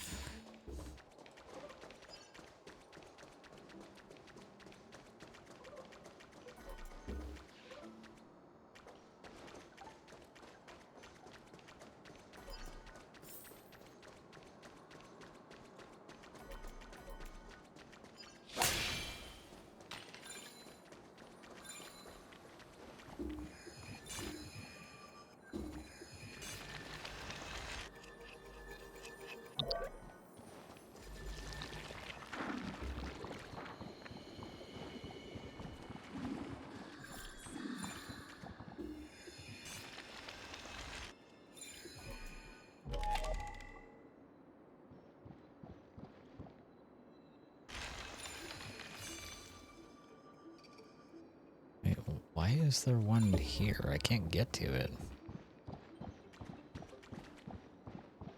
Ugh, this fucking path is annoying.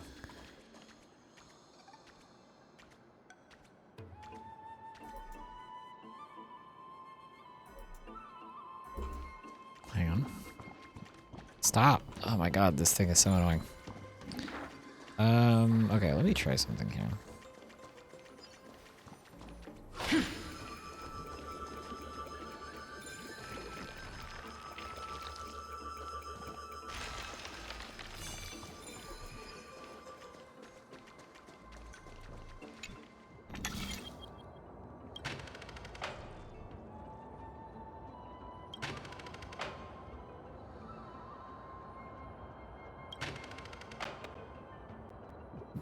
Purpose does it serve to get rid of the flower? Probably none, right? Then how do I get to where the flower is?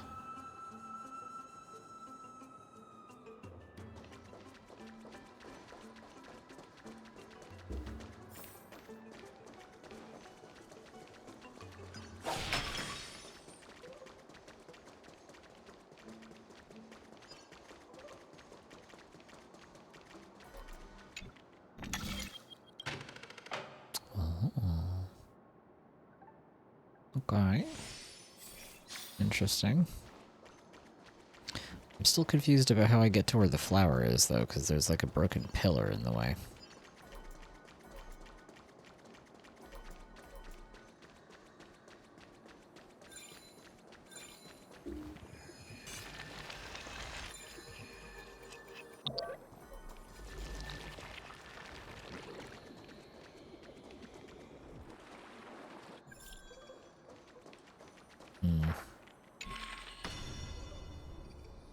Oh, I see. Okay, I understand. Stream forth, gleam gold blades.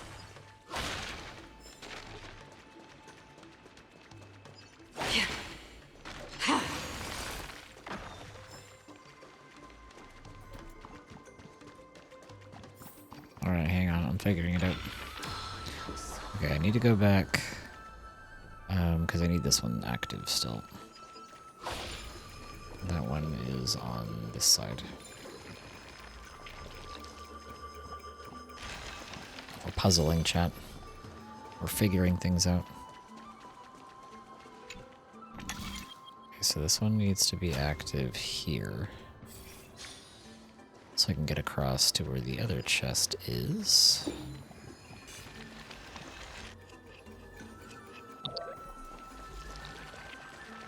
Oh wait, no, it doesn't work that way.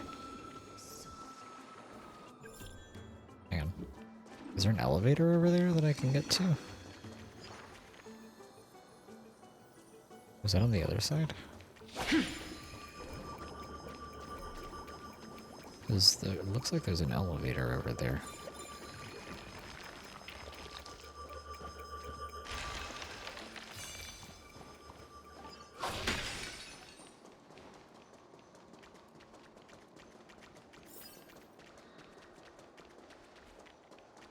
No. Wait, how do I get over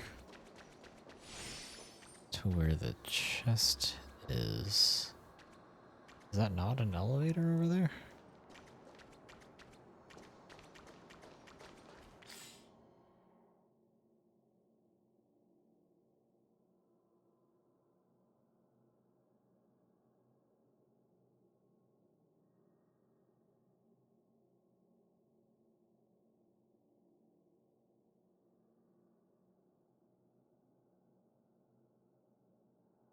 Okay, this is what the room looks like. So... Wait.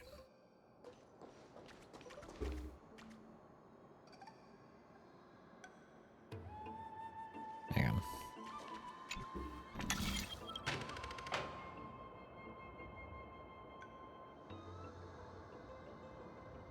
So if these are on right now, then they'll turn this off when I go back to the other time. But I want them to be on. I want the other one to be on as... or off, sorry. Right? Hang on, this room is a little complicated. I think if I turn both of them off... and then...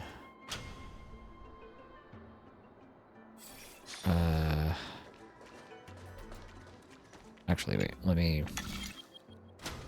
put this one over here. I think this will work, right?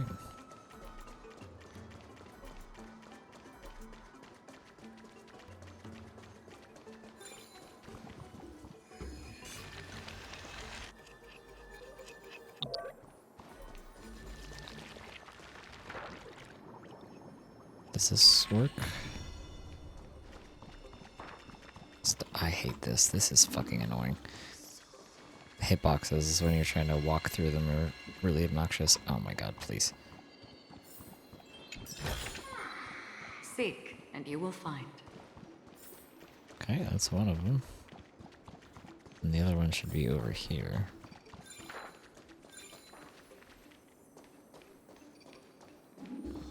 There we go. We figured it out, chat.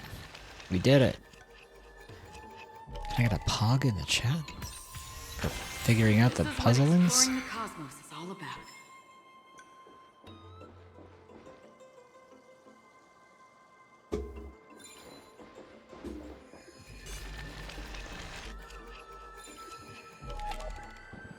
You are a genius. Thank you. What you doing, Bubbles? Thank you for the MILF hat as a reward for figuring out the puzzle.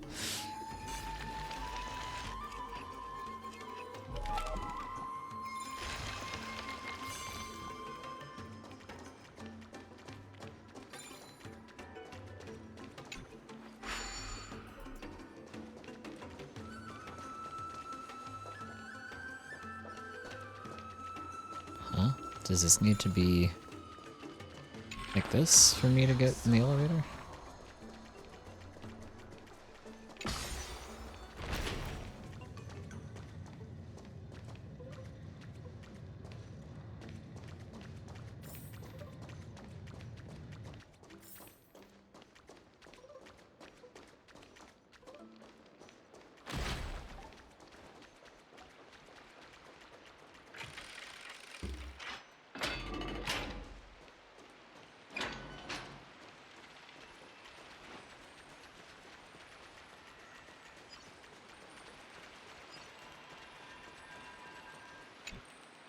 We're here.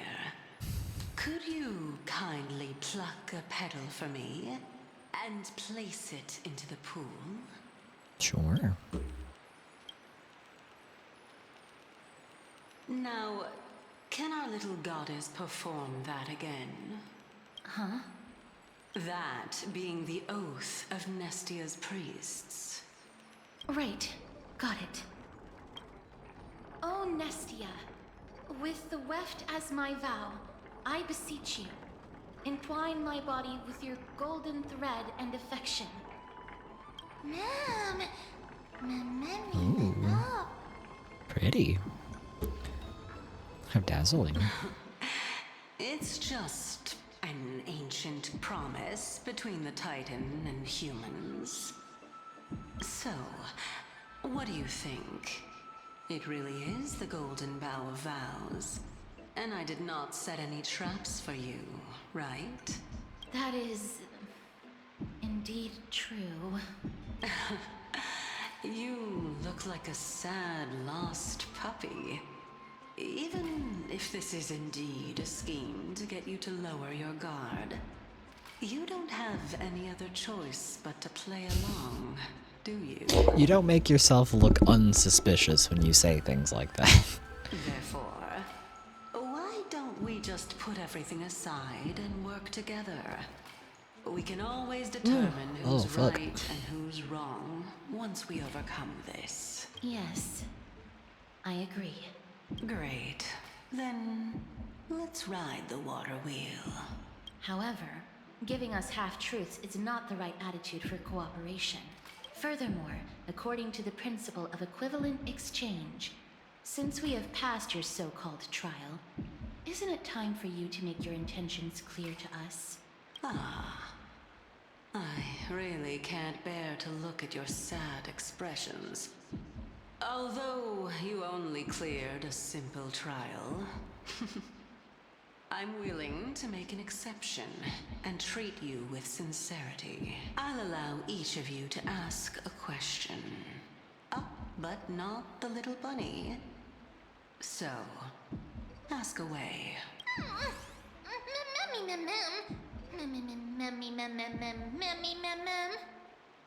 Okay, March. Well, in that case, mister, please go ahead. What is your true identity? Why don't you show your true appearance? What is your purpose in testing us? Why do you say that our fates are entwined? Ah, me first, but why?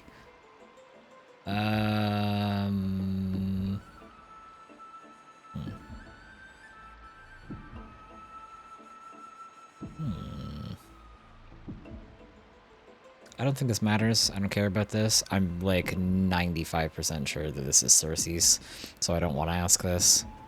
This is a pointless question. If she's just trying to test us for the sake of testing us, who cares, whatever.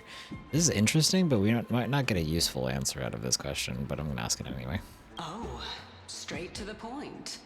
The Titans have cast a net over this place because of the Black Tide.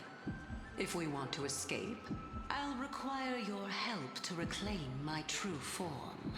Well, it's your turn now, little goddess of death. My question is, was your previous answer the whole truth and nothing but the truth? There's no point in making this unnecessarily complicated. That applies to you as well. However, we do not harbor any hostility. We merely want to avoid any potential harm to us. Lady Calypso, if you want us to work together more effectively, I advise you to answer my question honestly. All right. I was completely truthful in my response just now. I have not deceived you, nor will I. With all due respect, omitting facts can also be considered deceit. Is that so? Regardless, I still Is that stand so? by my previous Indeed. response. Then please lead the way. After all, facts speak for themselves. The truth will come to light once we arrive at the Luminary Throne. All right, all right. I originally thought that you were just a beautiful flower planted in the mortal realm by the hand of Shadow. But now, I see you have some prickly thorns, too.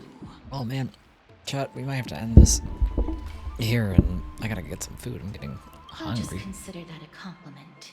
Indeed. I'm complimenting your charming naivete. All right, go ride the water wheel. Throbbing I'll heart. wait for you up there. I think we're gonna end this here.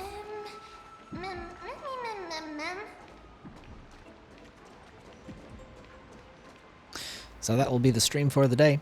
So we made, ooh, it's 11:11. Make a wish, chat. I think we made good progress today. Got a few hours of the second chapter of the story in, so we're making progress. So that's exciting. We kind of met Anaxa a little bit, technically. So that's also exciting. So the next stream will be on Monday. And we'll probably be playing more of this so I can get caught up on the story. So yeah. Thank you very much, everybody, for joining me today. I hope you had a good time, and I hope you have a good rest of your day. And I will catch everybody next time.